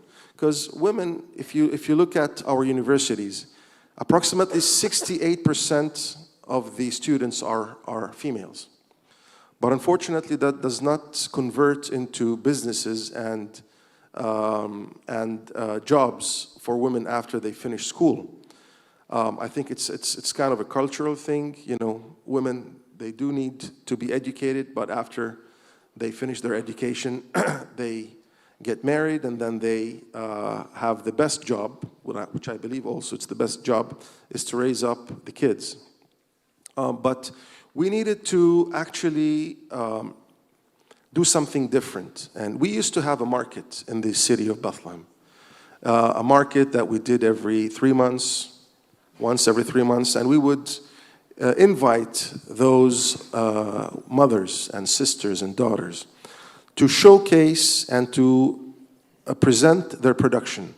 It's either a handicraft or food or any kind of product that they would like to offer to the world, because it is not easy for anyone to start up a business. So we wanted to help those people to start up a business, and especially for mothers and sisters and daughters who had someone working on the other side of the city. So we decided we want to do a weekly market for the markets, for the mothers, in the square of Bethlehem, next to the square, which is a very beautiful place, and it's in the center of the city, so they can try to sell and try to see how we can help them by maybe packaging, by putting together resources on how to buy things and how to try to do it. And actually, we've had approximately 50 to 70 mothers and sisters and daughters every week on Saturday coming with a lot of ideas, fantastic ideas, great food, great homemade food that they offered to the public. And from there, we have followed approximately 20% of these women who went to the second step of opening their own business. And that was one of the things that we are proud of, that we actually empowered these ladies. And now they became business ladies or businesswomen that we are proud of. I think such initiatives are very important because people need help, and regardless, women or men. And in some countries in this world, I think women have less power, or they have less support from the local authorities and from the local from the city hall and from maybe in the political arena. But we're trying to break that and to empower these amazing women who are doing great job and who have, some of them, reached the international market in selling their products and supporting the rest of the family. And we're so proud of them, definitely. And we are going to be continuing to do that. And one of the reasons we're here just to see other ways on how we can promote our beautiful small businesses of women, and to empower more women and to spread that word all over Palestine and not only in Bethlehem, because we believe that there is a great potential for women in Palestine, and we're trying to reach out and do our best in that arena. Thank you. Thank you. Thank you very much, Mayor Bernawati.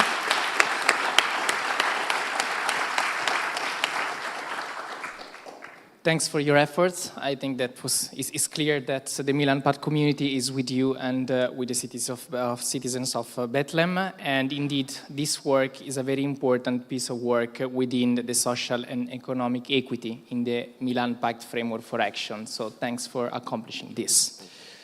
Let's now move to our hosting city with the Vice Mayor of Milan, Anna Scavuzzo. As you know, we are celebrating the 10 years of the Pact, but we are also celebrating the 10 years of the Milan food policy.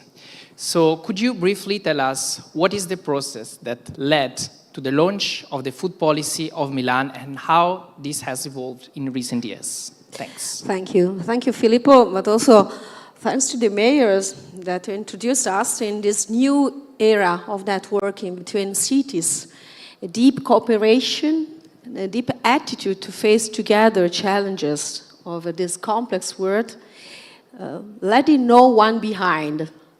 And this is the starting point for us, because we share the same goals, the same attitudes, and we need also in some way to exchange our best practices, not to be alone in front of this complexity. For us, 2025 is a sort of symbolic year.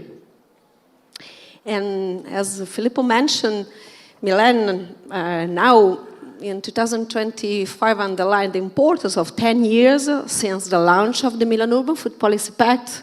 That is a network. We are very proud of the activity, not just about our city and our presidents, but of the network itself. And the strengthening of our network in the protagonism of the cities and the capacity building of each of us. But as we know, we have also 10 years since our city council adopted the Milan food policy. For me, it's quite emotional here and in this hall. A lot of people were present. At that time, I was member of the city council, and I remember that the process began in 2014 facing the path toward the exposition. And Carlo Petrini remember quite well that period. We have Mayor Giuliano Pisapia, and we were facing the exposition, but also with the idea not to have just a fair, but something that could also leave a legacy for the future of the city, of the cities, and of the world. The claim was feeding the planet energy for life, very emotional, but very responsible to carry on that idea. And realize also that food was a global challenge, but also a local one. So urban food policies could be crucial, not just projects based on food. Every community has food at its basis, but urban policies in that holistic vision that help us to be here together with the city planner, where the people responsible for logistics, of technology, schools, education, and everything is connected with food. And so we, at that time, launched a broad participatory process, because without people, you don't go anywhere. We engaged at that time 700 stakeholders, institutions, universities, business, NGOs, citizens, exactly like today. And we had the chance to identify the priorities for Milan's food future, because we shared the path since the beginning. The collaborative process led to the launch of the Milan food policy in 2015, and we have 5 priorities. At that time we had 4, and then the City Council decided to add the 5th. First of all, right to food and water. We mentioned more than once this basis for us, right to food and water, everywhere for everybody.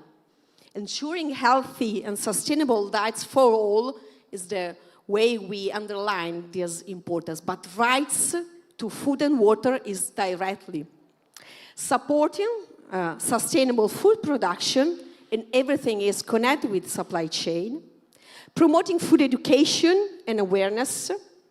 Reducing food waste. You remember Zero Pavilion at the beginning of the path for the exposition. It was just an image. It's a responsibility to share together. And last not least, supporting scientific research in the agri-food sector in every data-driven policy. And nowadays, we focus attention exactly in this aspect of our food policies.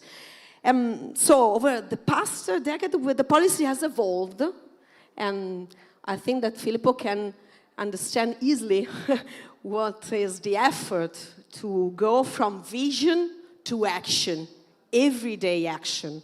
And so we decided to establish partnership also here in Milan, exactly as you do in your city. We have a strong partnership with Fondazione Cariplo, developing actions and projects that became long-term programs, not just projects. At that time, we kept a multi-actor approach and built a participatory platform with our wide range of local stakeholders, and we engaged a new way of engaging people. We had community of practices, and I think it's very important also because we leave the floor to people and organizations, because civil society organizations, researchers, the private sector, also we mentioned before, and other public institutions shaped the implementation of the food policy and also the implementation of this network altogether. Our school meals systems was improved. Milano Istruzione has been mentioned more than once. We created food waste hubs, and in Bangkok we have the chance of speaking about this project very much. We recover surplus food and redistribute it to families in need, because we want to reduce food and addressing food security at the same time. Because if you focus attention to a policy, you have to keep together different goals, different instruments, different stakeholders. And I'm very proud to remember we won the Earthshot Prize in 2021 exactly with food hubs, but also with this attitude towards the system. And so this is, I think, the most important thing I want to underline, because we have to renew our commitment, and I think that we have to renew this commitment exactly as we started, together with our city. And the reason why this Global Forum is spread all over the city as a key role for university, engage the citizens, schools, and also the private sector, propose the networking with other cities as a key asset. This is the way in which we want to plan also the next decades. Thank you. Thank you, Vice Mayor, also for your commitment along these years. You followed the pact since the very, very beginning. And I also see many elements in common with what the Governor of Banco just said. So it's very important to start with a food strategy with clear objective that can overcome the fragmentation of the policies in the different departments. Let's now move to Paris. So Paris has taken bold step indeed in transforming collective catering to promote more sustainable and fairer food systems. So could you explain us how collective catering has been redesignated in favor of local, organic, and also fair trade products? Thanks. Yes, absolutely. Thank you, Filippo. First, I'd like to say two things. I'd like to offer from Paris deep thoughts and hope for Bethlehem and for your country, for Palestinian people. Yesterday was an incredible day of both joy and sorrow. Obviously, joy for the ex-hostages and their families, and relief for them, relief for the Palestinian people too, because hopefully war has ended. We hope, we have a great hope for that, and suffering maybe is starting to ending for Palestinian people.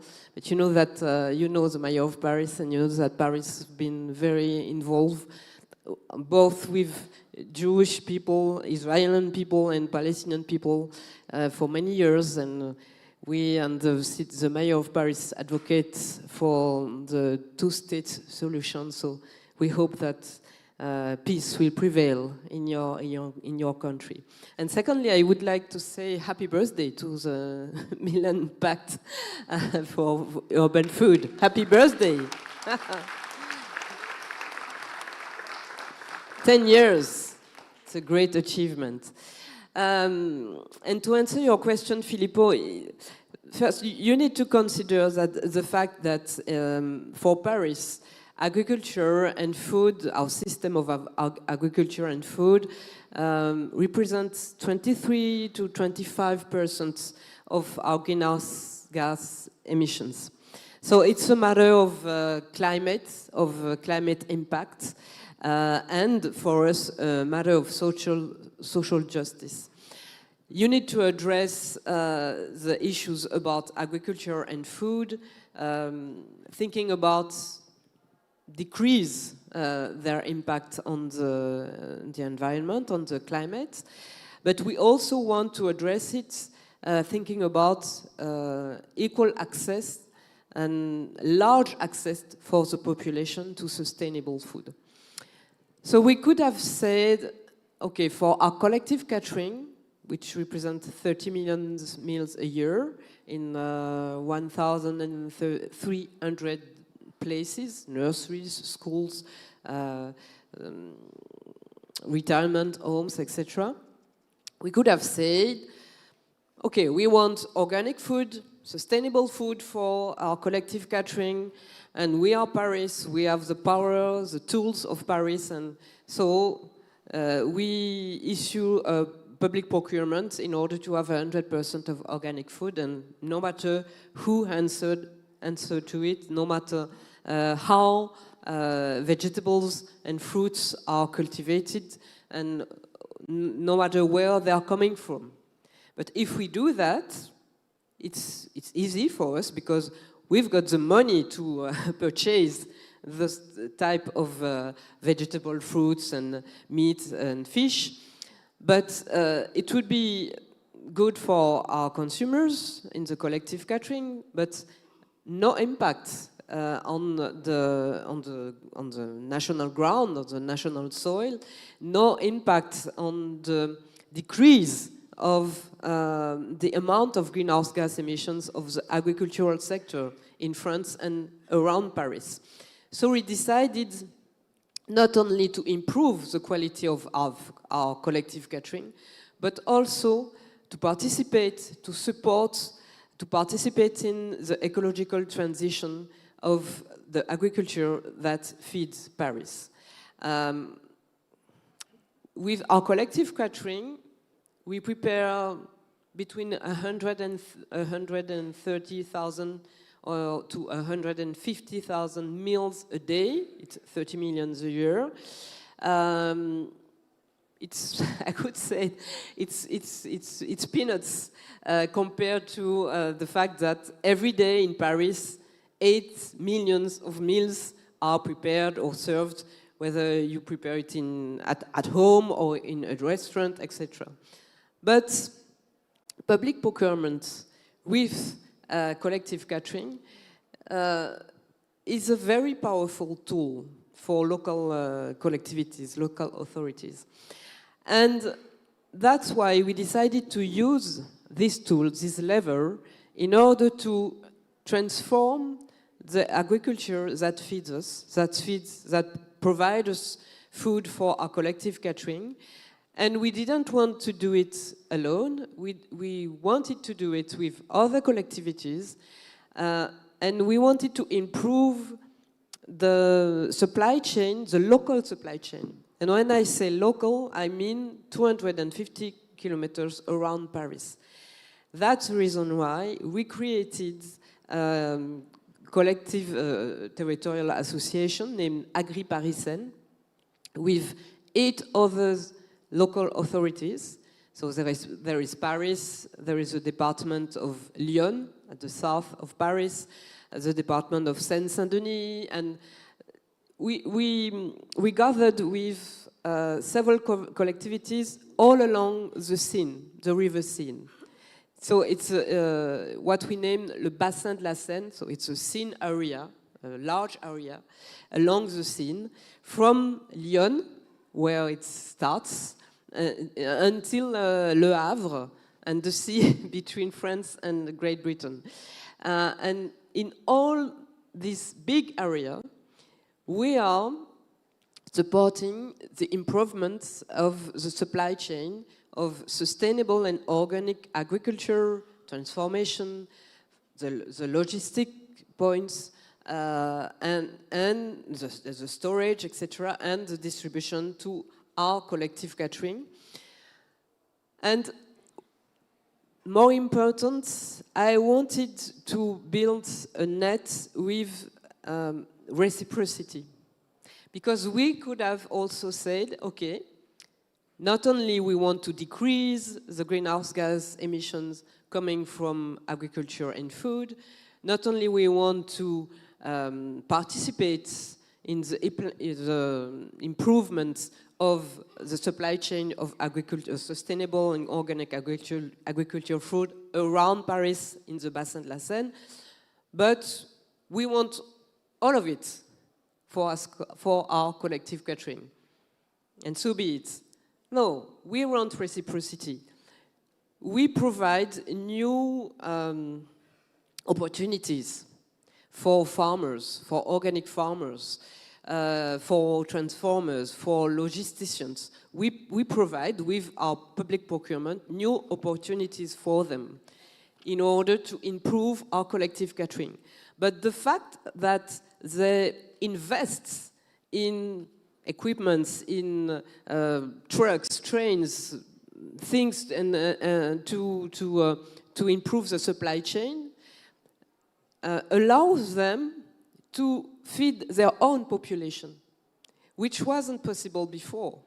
I will take just one example, and I know that my time is over, but just one example. In part of the members of Agri-Parisienne, we have territories which are producers and others which are more consumers.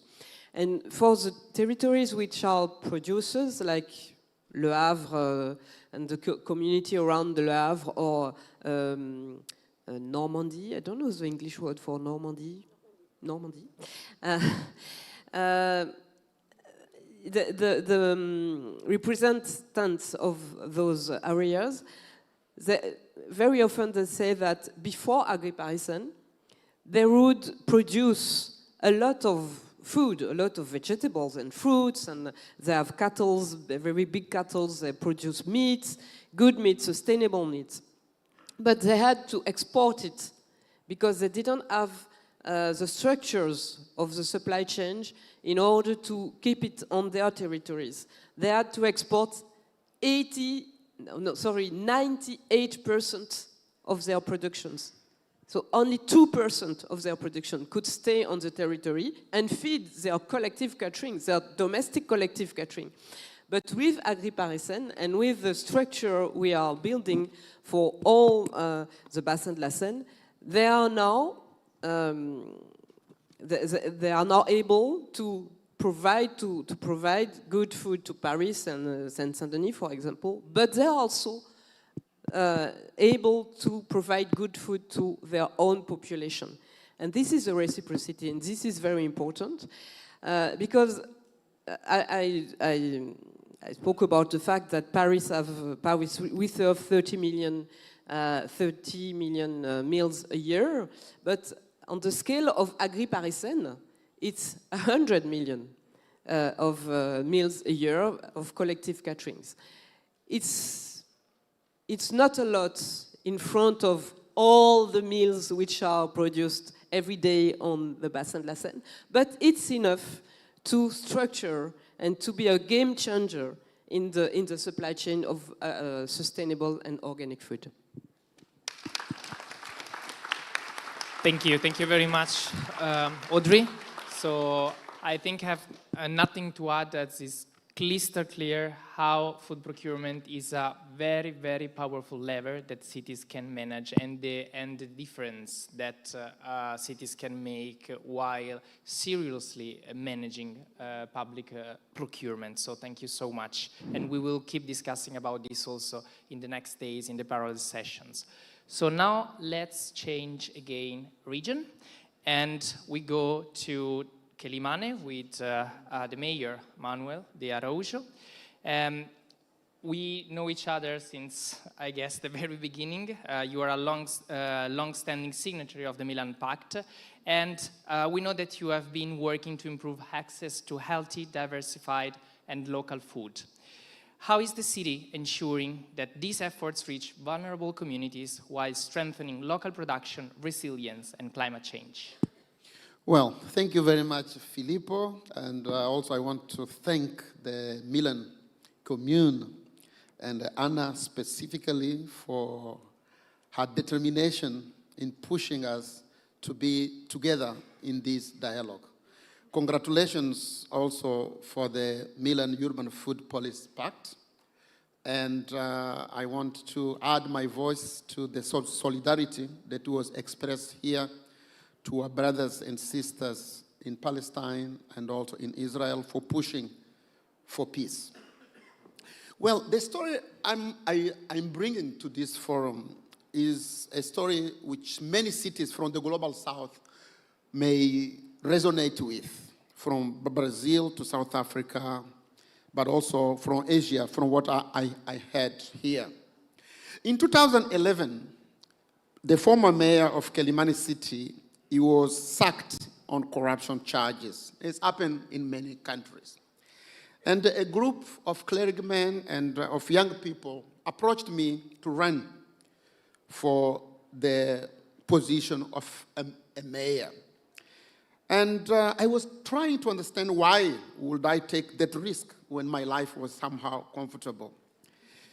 And during those conversations, 5 issues became apparent. One of them was the challenge of unemployment. The second was the issue of poverty. But the third was waste management, climate change, and mobility. When I asked them what about nutrition? They said, well, that was not an important issue, which really challenged me because I had read a quite recently then published report from the United Nations Children Fund stating that in Mozambique, which is my country, 55% of the children were malnourished. To me, that was reading that statistics was like telling me that my country had no future. Because if more than half of the children in your country is malnourished, what are you telling me? You are telling me that in 10 years on the road, more than 50% of the youngsters will have either their body not fully grown or even their own brain, because food, nutrition, has a very important link with the body building, but also with the capacity of people to think and therefore to compete in the global market. So I challenge them. I was like, look, I will only take this task if we would consider food or nutrition as one of our 5 priorities. So they reluctantly agreed. And of course, I had to find a way of linking food, nutrition with unemployment, waste management, climate change, and indeed mobility. So this is the story I will try to share with you. And actually, thank you. And at that time, we were very happy that because we came across with our brothers and sisters from Milan. And while we were designing this project and this process, we became a member of the Pact. And since then, we've been working together in implementing this bold vision of using food as a point of entry to tackle all the challenges, all the developmental challenges, from unemployment to waste management to climate change and to mobility. So we came up with 2 main projects. One, both of them supported by the Commune of Milan, Chelimane Limpa and Chelimane Agricola. With Chelimane Limpa, we brought together 2 issues. One was the problem of waste management. As I mentioned, the number 3 priority in Chelimane was waste management. We couldn't deal with waste in my city. It was an headache. So we came up with a project where we transformed waste into compost. And by transforming waste into compost, then we were able of using the compost and distributing the compost to the farmers in my city. And by teaching them on how to use the compost and on how to improve not only the amount of products, but also the quality by the use of compost, we were tackling the food issue and the issue of nutrition, because people were then having not only more produce from their farmers, but also better produce, which then had an impact with nutrition. But also, we took another step, which was to look at food waste. Because from the farmer's perspective, more than half of what they were producing on the farm were not reaching the market. So we taught them how to conserve their produce from the farmer level, but also during the transportation phase, from the farmer to the market. But also we introduced the third aspect, which was how to keep the produce while it was at the market. And we put a 4th pillar, which was to teach those, not only those who were selling the products, on how to keep their produce at the market level longer, but also those who were buying the products on how to mix what they were achieving or what they were buying to reach a better nutrition level. So we intervene from the farmer's perspective at the transport level, at the market level, but also from the consumer's perspective by teaching consumers the best way of mixing what they were getting from the market, which were coming from the farmers, in order to make sure that the output in terms of nutrition value was very important. So by doing that, we took food from the outskirts of the policy making to the mainstream. We brought food into the meetings of the council. We brought food to the media. And also, we managed to convince journalists, but other policymakers about the centrality and the importance of food policy in developing not only our city, but mainly in tackling the issue of unemployment, because in that process of keeping the food, youth, we trained youngsters and also women on the best practice on transporting food by using, for example, bicycle. So they were using bicycle to transport the food from the farmers to the market. And by doing that, of course, they were contributing less to pollution. My city is known as the biking capital of Mozambique. So we have more bicycles than people. And therefore, by using a mean of transport to transport food, which does not pollute, we are, of course, contributing to a better world by not polluting. And of course, we are also improving the techniques to move not only goods, but people by not polluting. And of course, by transforming waste management into compost, we were dealing and tackling the challenge of waste management. And by teaching people on how to mix their food, we were, of course, contributing to nutrition. And therefore, we use food as the main tool to promote the development of my city. Thank you very much.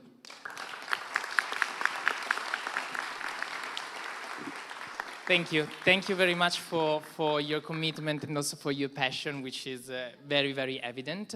So now for this second round, it will be very, very quick as we have no time left. I would kindly ask to all of you to say in a tweet, in a sentence, 30 seconds, you wish a key statement or also a key commitment for the future to inspire the other cities and the other officers here present today. Okay, thank you. For Bangkok, 3 years ago, we don't know anything about food bank, We just learned from Milan, and now we open 50 food banks in all our districts. So I think our key belief will be two things. One is there is food enough for everyone in the city. And we don't want to be the smartest city in the world. We want to be known as a sharing city. So I think if you share, there is enough food for everyone. Thank you.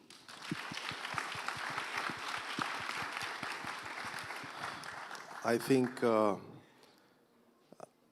previous session with the ambassador from South Africa, she talked about the right to food. And today, dear Anna also talked about the right to food and the right to water. And I think these rights we should all fight for. So no nation should be left without water and food. Thank you.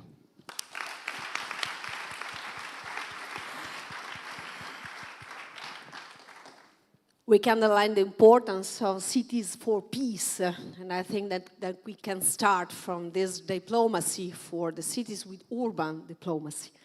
And I would like to have something in common with all my colleagues to promote other meetings, to join together our efforts, maybe also in your country, as soon as possible.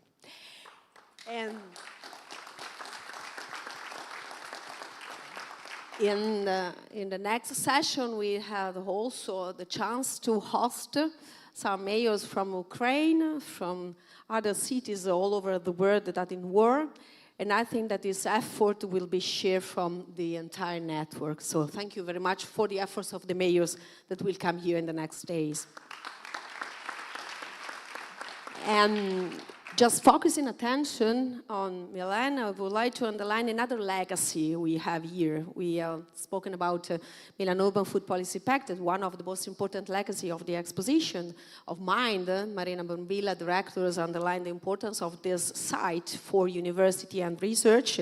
But I would like also to give the chance, this moment to launch our new food district, because we, Milan, is very happy also to focus attention on a site that will be the symbol of how food, logistics, social policy, education can join together. And so, where Milano Ristorazioni and Food Isogemi will have the chance to build up a new wholesale market together with the new site for school meals, I think that could be another chance to keep together all the stakeholders and the shareholders we have. So better water system, better waste management, better food for all, but also the logistics and the infrastructure at the service of the cities. And I think that could be very interesting also for the future of our city.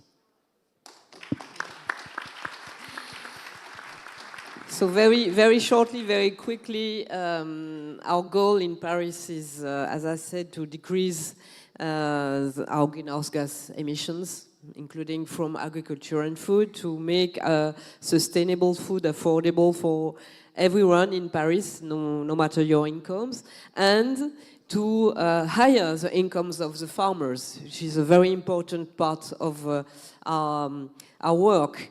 Well, there are elections in next March, so we also need that Parisian vote for us in order to continue to go on with those politics. But I think what I learned, because I wasn't in politics, I'm not in politics for a long time. I was a journalist, and then I was an activist for climate, and then I raced with Anne Hidalgo in 2020, so I've been in politics only for 5 years. But I learned that you can do a lot at any level of political responsibilities.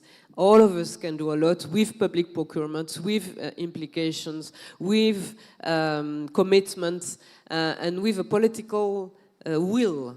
This political will, it's very important. And at a world scale, not far from 1 billion of people are suffering because of malnutrition. But there is plenty enough food all around the world to nourish, to feed every human being on the planet Earth. So, including at this level, it's a question of political will. So let's not forget the fact that we have a lot of tools in our hands.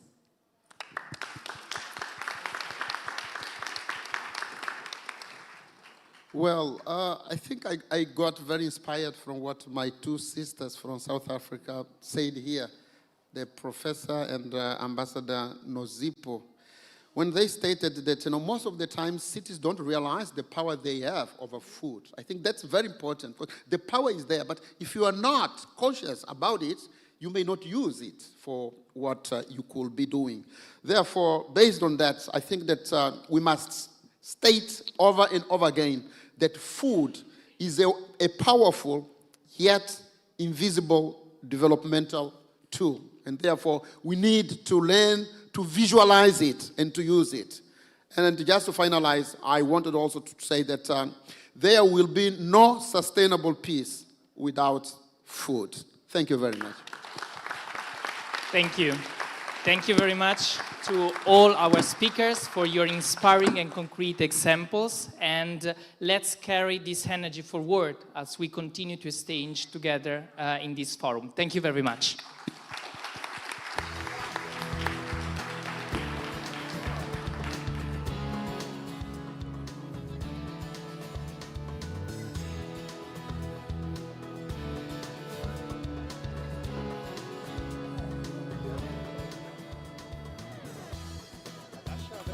Yeah.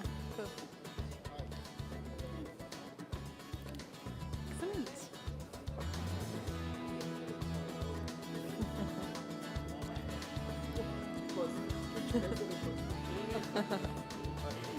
Excellent.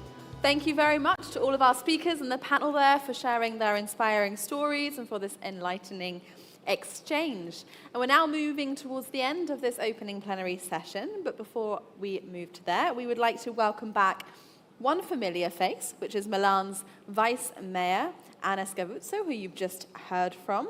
But I would also like to welcome a new face to this event, but one that I'm sure is very familiar to many of you. And that is, of course, activist, author, and founder of the slow food movement, Carlo Petrini, who will be our second keynote speaker of today. Now, Carlo, welcome. Yes.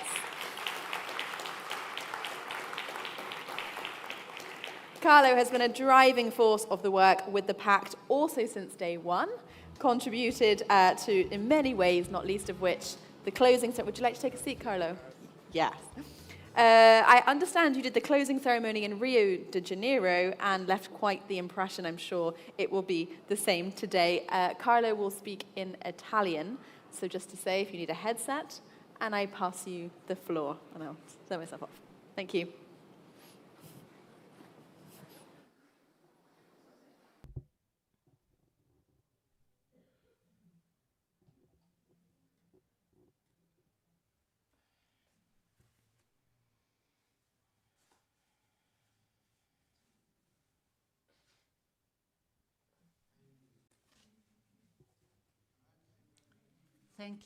Thank you for having me.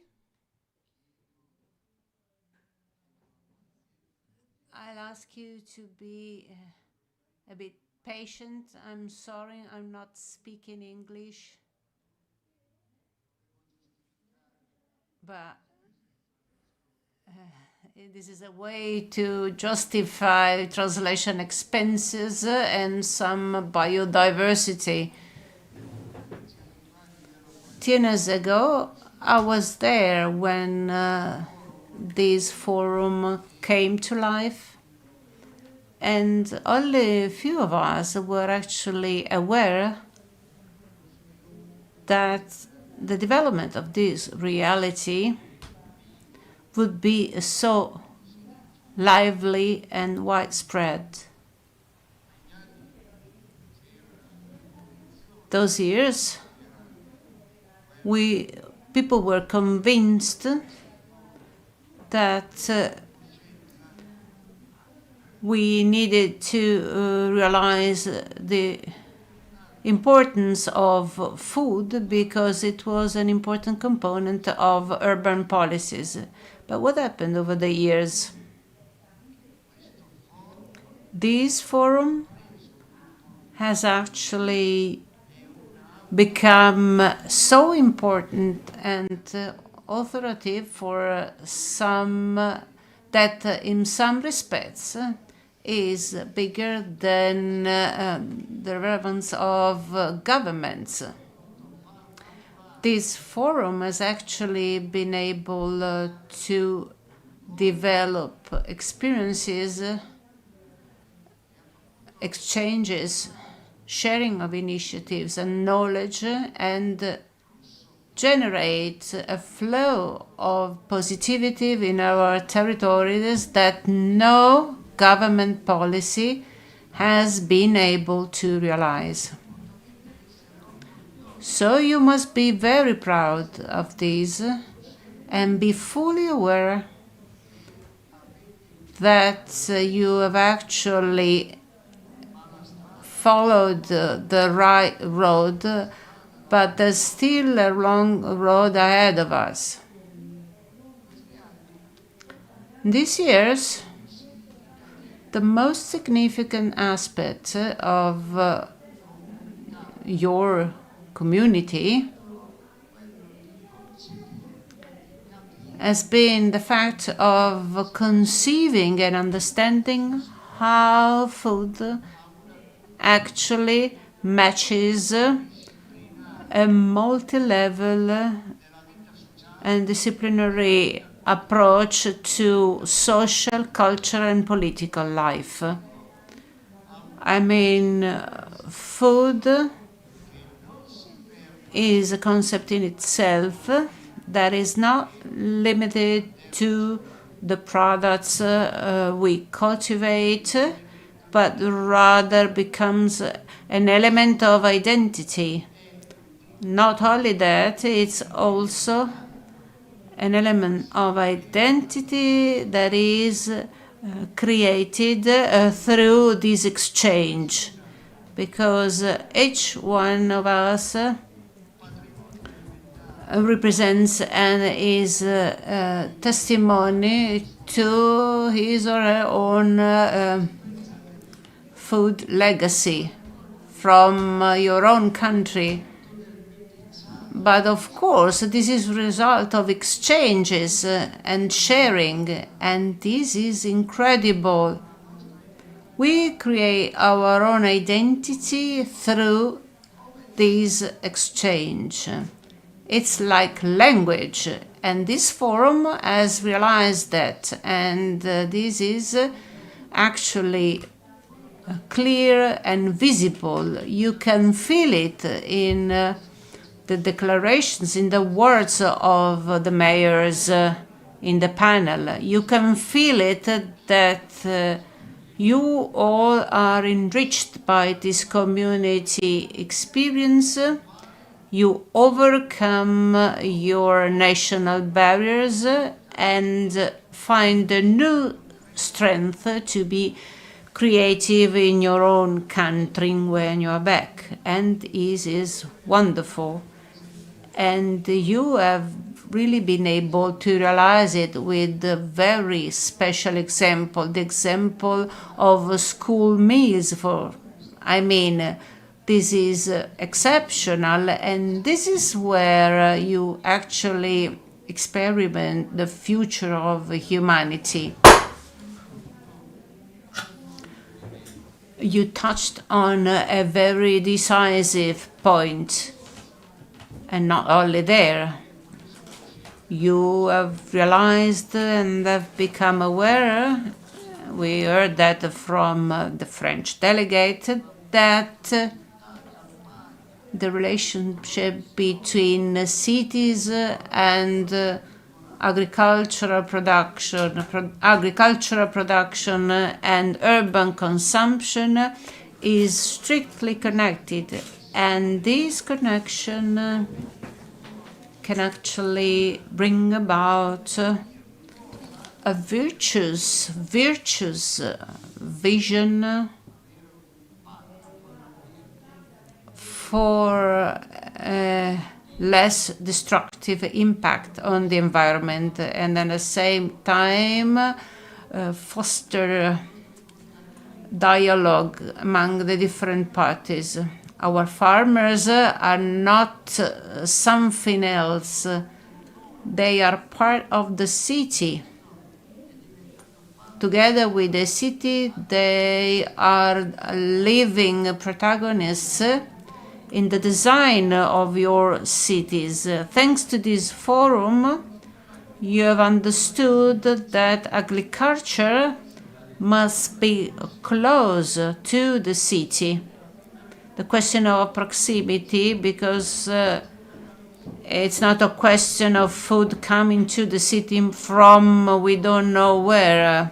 It is important to have youngsters go back to the agricultural world together with the large metropolis. And this is something that the forum has achieved. Also, you have realized the importance of diversity, of biodiversity. And I think that after 10 years, you can actually think about it and see how this project of yours has actually been fruitful and continues to bear fruit of a vision of the world that international politics, unfortunately, is not entirely identifying. So, as I said, these are the goals we have reached. but I would like to suggest to you to give my contribution by saying that if today's meeting, today's forum has three messages, three key challenges for the future of food, well, these are the following. First of all, we must protect thousands and thousands of food products, sea products, agricultural products, transformed products, food products that have their own history and could be destroyed by the homologation of industrial supply. In 100 years, humanity has lost 70% of this diversity. So we have a task, and that is stopping this disaster. We have to receive this legacy, the legacy of these products that are part of our life, protect them vis-a-vis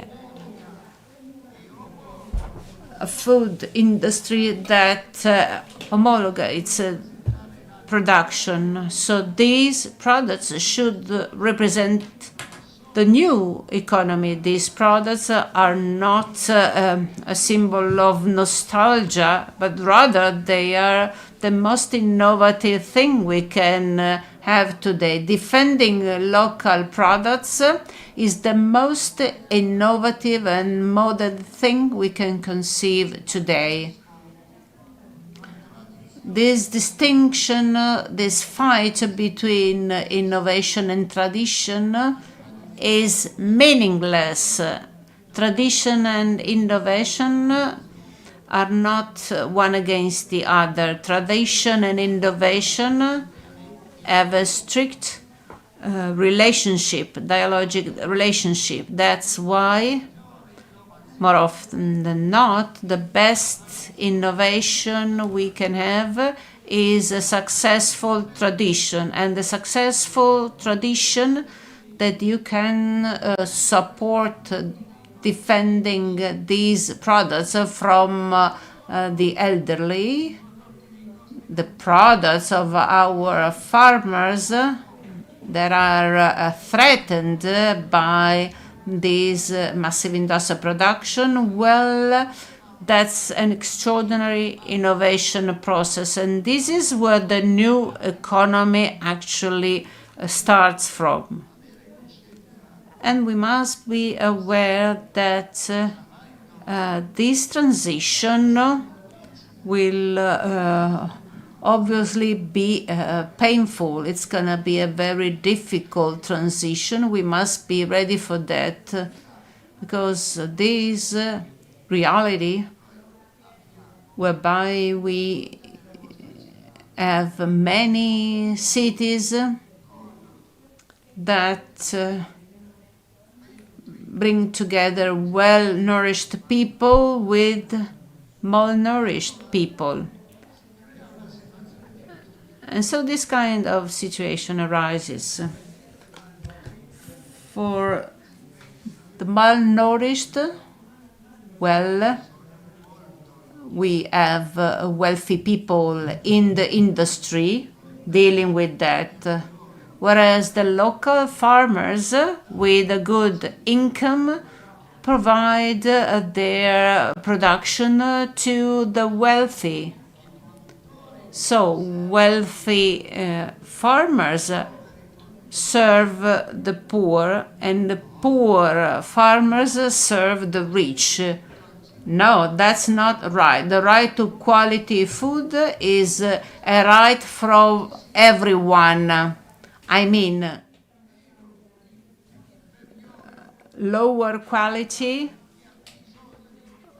for those in need to eat, well, that's not right it should not exist, and that's the huge challenge that you have to face. And be careful, that's the most difficult challenge, the most difficult one. Take on this challenge. Be aware that this transition will take time. And you are in charge of reducing these distinctions and safeguarding the DNA of these local realities before it disappears. Because once this legacy disappears, once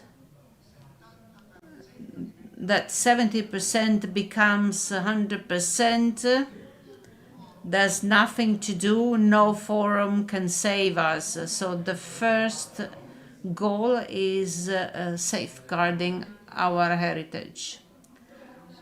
The second goal can be summed up in just one sentence. In the next few years, the relationship between food and health will be incredibly powerful. Everywhere in the world, populations will ask you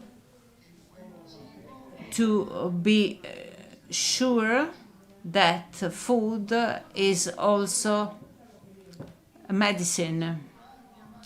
I mean, 400 years before Christ, the idea was there. Food is the first medicine. If you're not aware of that, we cannot understand so many illnesses or epidemics. That's why this is really decisive. Food and health go hand in hand.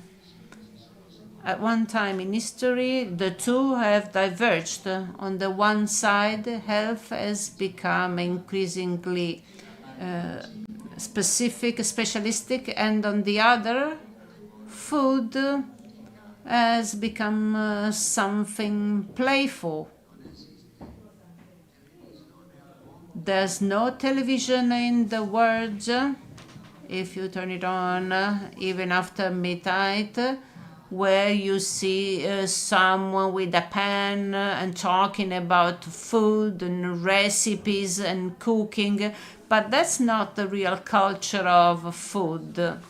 Food culture is favoring food education with the youngsters, supporting communication, information. I want to know what I eat, and I want to be sure that what I'm eating is useful for my health.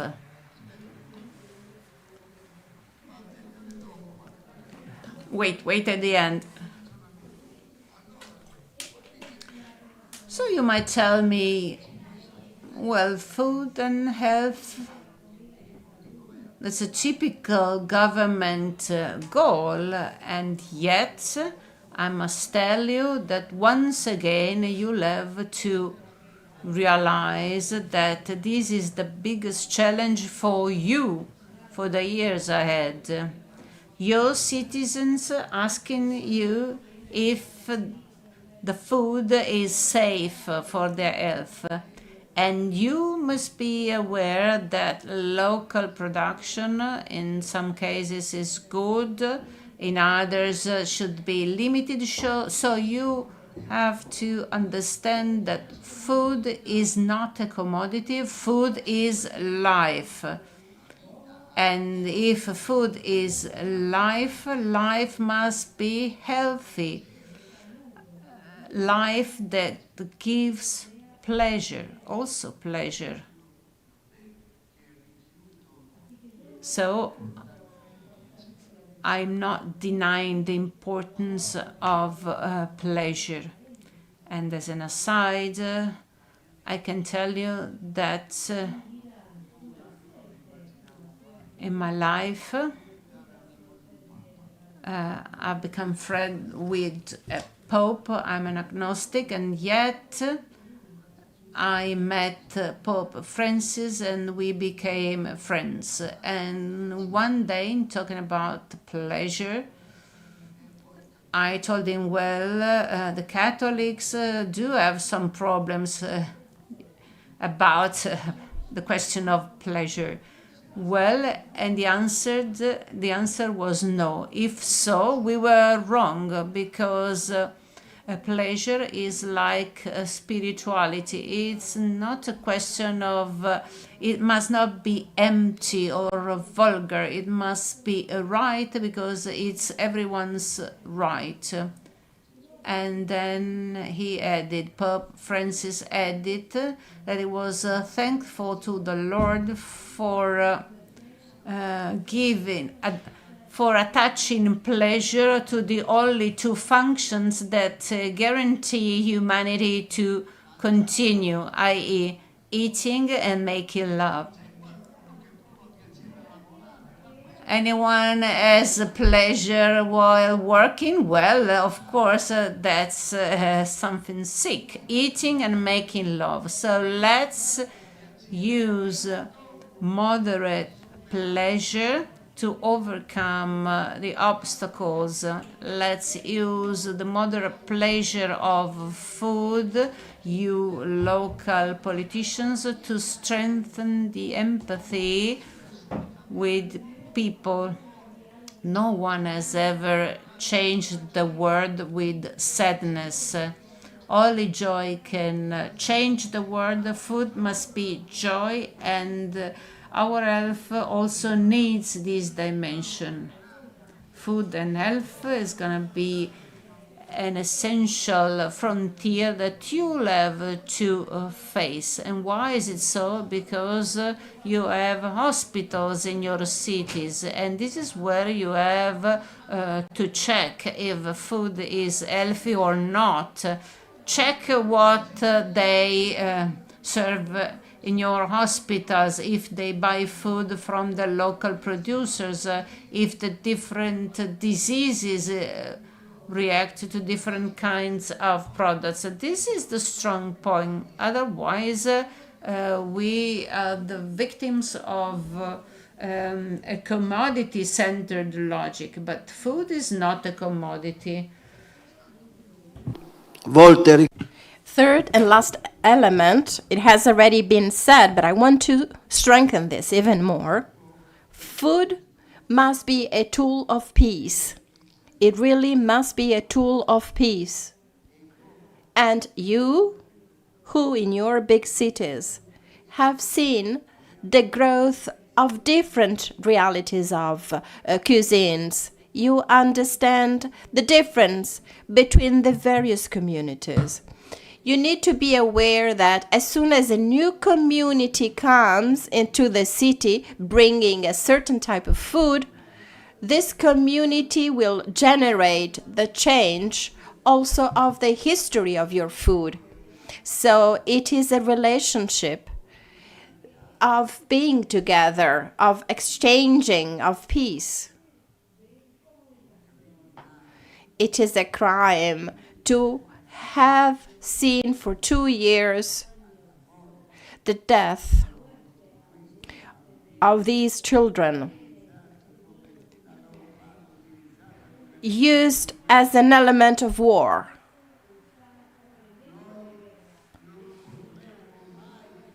We can never forget this crime, because starving children for a political reason is a crime. And that's it. In any part of the world. In any part of the world. We have the obligation, and we need to be fathers and brothers and mothers to understand that those children must be protected. So a food policy without protecting these children is useless. Because food policy, innovative policy, should not be conceived as something to support any economy. Food policy is life and supports the lives of our communities, and therefore it is peace, politics, and policy. Only that. Believe me, you must comply with this duty, because if you wait for international politics, well, then it's going to take too long. And believe me, if you are able to realize and implement this concept and this strong relationship between food and peace, there is no Nobel Prize compensating you. So let's forget about all Nobel Prizes. You have the most important prize in front of you. You can be the authors of your relationship with your people. You can have a relationship. This is the greatest prize. You don't work for peace for the Nobel Prize. You work for peace irrespective of anything. So we must be for peace. Last matter, and then I will leave. And here, I don't know if you're going to clap your hands, I mean all of you. I recommend great solidarity between each other. There's not only an appointment, I mean every 2 years, to meet and exchange ideas. In certain times, some of you have the great need. Well, if this forum is something good, it's because if someone has a difficulty, you should agree and you should find a solution, because this is what can be done. I mean, this need, this requirement. Well, so Bethlehem going back to being a city for tourism, well, each of you and each of us, if they can, let's help the city. Let's help Bethlehem. The mayor was talking about 30, 40 hotels closed. 30, 40 hotels. So can't we take a hotel? Don't we have enough strength to say that a certain type of tourism should go there? So solidarity between you. I know that each of you has already many problems to economic and financial problems in the city. But a small part could be used to the benefit of your sister cities. That's the element which will ensure you to continue in the future to be people who can determine the change in politics, because politics needs you and needs this change.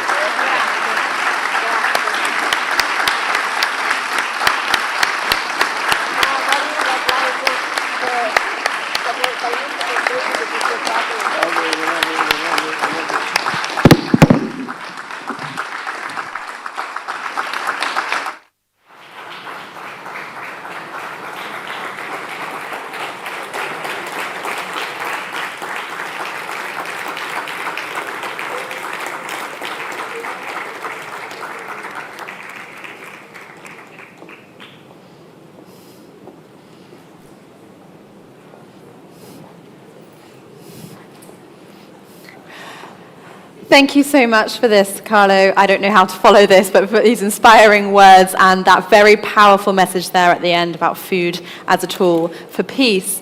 So this brings this morning's sessions to a close, but of course this is just the start of a full course of many rich experiences to come this week. Now before we break for lunch, I have a few important logistics, so stay where you are for the moment. After lunch, there will be the regional sessions. If you are a city representative, it is only for city representatives. Here's the information that you need to know. You will meet at 2:10 in the courtyard, the big courtyard, not the one where you had coffee, the big courtyard. If you're in Europe, you're looking for a blue flag, you'll be in this room, so it's nice and easy for you. You just come back here. Asia Pacific has a red flag, Africa has a yellow, and Eurasia has a purple. These are the colors that you will need to be following. What you need to do is go out into the courtyard on the left side. As you go outside, you'll see some organizers holding your flag. So if you're not sure where to go, you follow these flags. Northern and Central America is pink, while South America is green. You can see them all on the screen here, but I'm just going over this. And you would go out to the courtyard and turn right as you go outside to find your flags. If you are not a city representative, don't worry. There's still plenty of things you can get involved with. Other parallel events like an escape room. There's a guided tour and a market. And also a reminder to get your passport stamped before you leave this venue. You can get them stamped at the desk just outside. Now, just to say that lunch will be served in the courtyard the same way you had coffee this morning. It will be a standing lunch. You'll find some high tables. There'll be people again from the Milan Ristorazione that feed school children in Milan. You can speak with them. It's all vegetarian, and there is a corner for vegan and gluten-free, and all the information you need about the ingredients. So really enjoy the taste of Milan's food policies work, and make sure you have your badge on you. I said earlier, no badge, no fun, but it is also no badge, no food. So keep your badge on you. That is really important. For those of you that will be going to lunch, that the Mayor of Milan has invited you, the elected representatives, please meet in front of the Milan map outside. There's the big map, you'll see it. Some of the organizers will be there to guide you where you need to go. And a very, very last thing before we go, I know you all have rumbly tummies, but we're going to have a big group photo first. So please don't be shy. Come up onto the stage with me. Don't leave me here alone. And we're going to have a joint photo with everybody here in the room. So if we could do that first, that would be fantastic. And then you can break for lunch.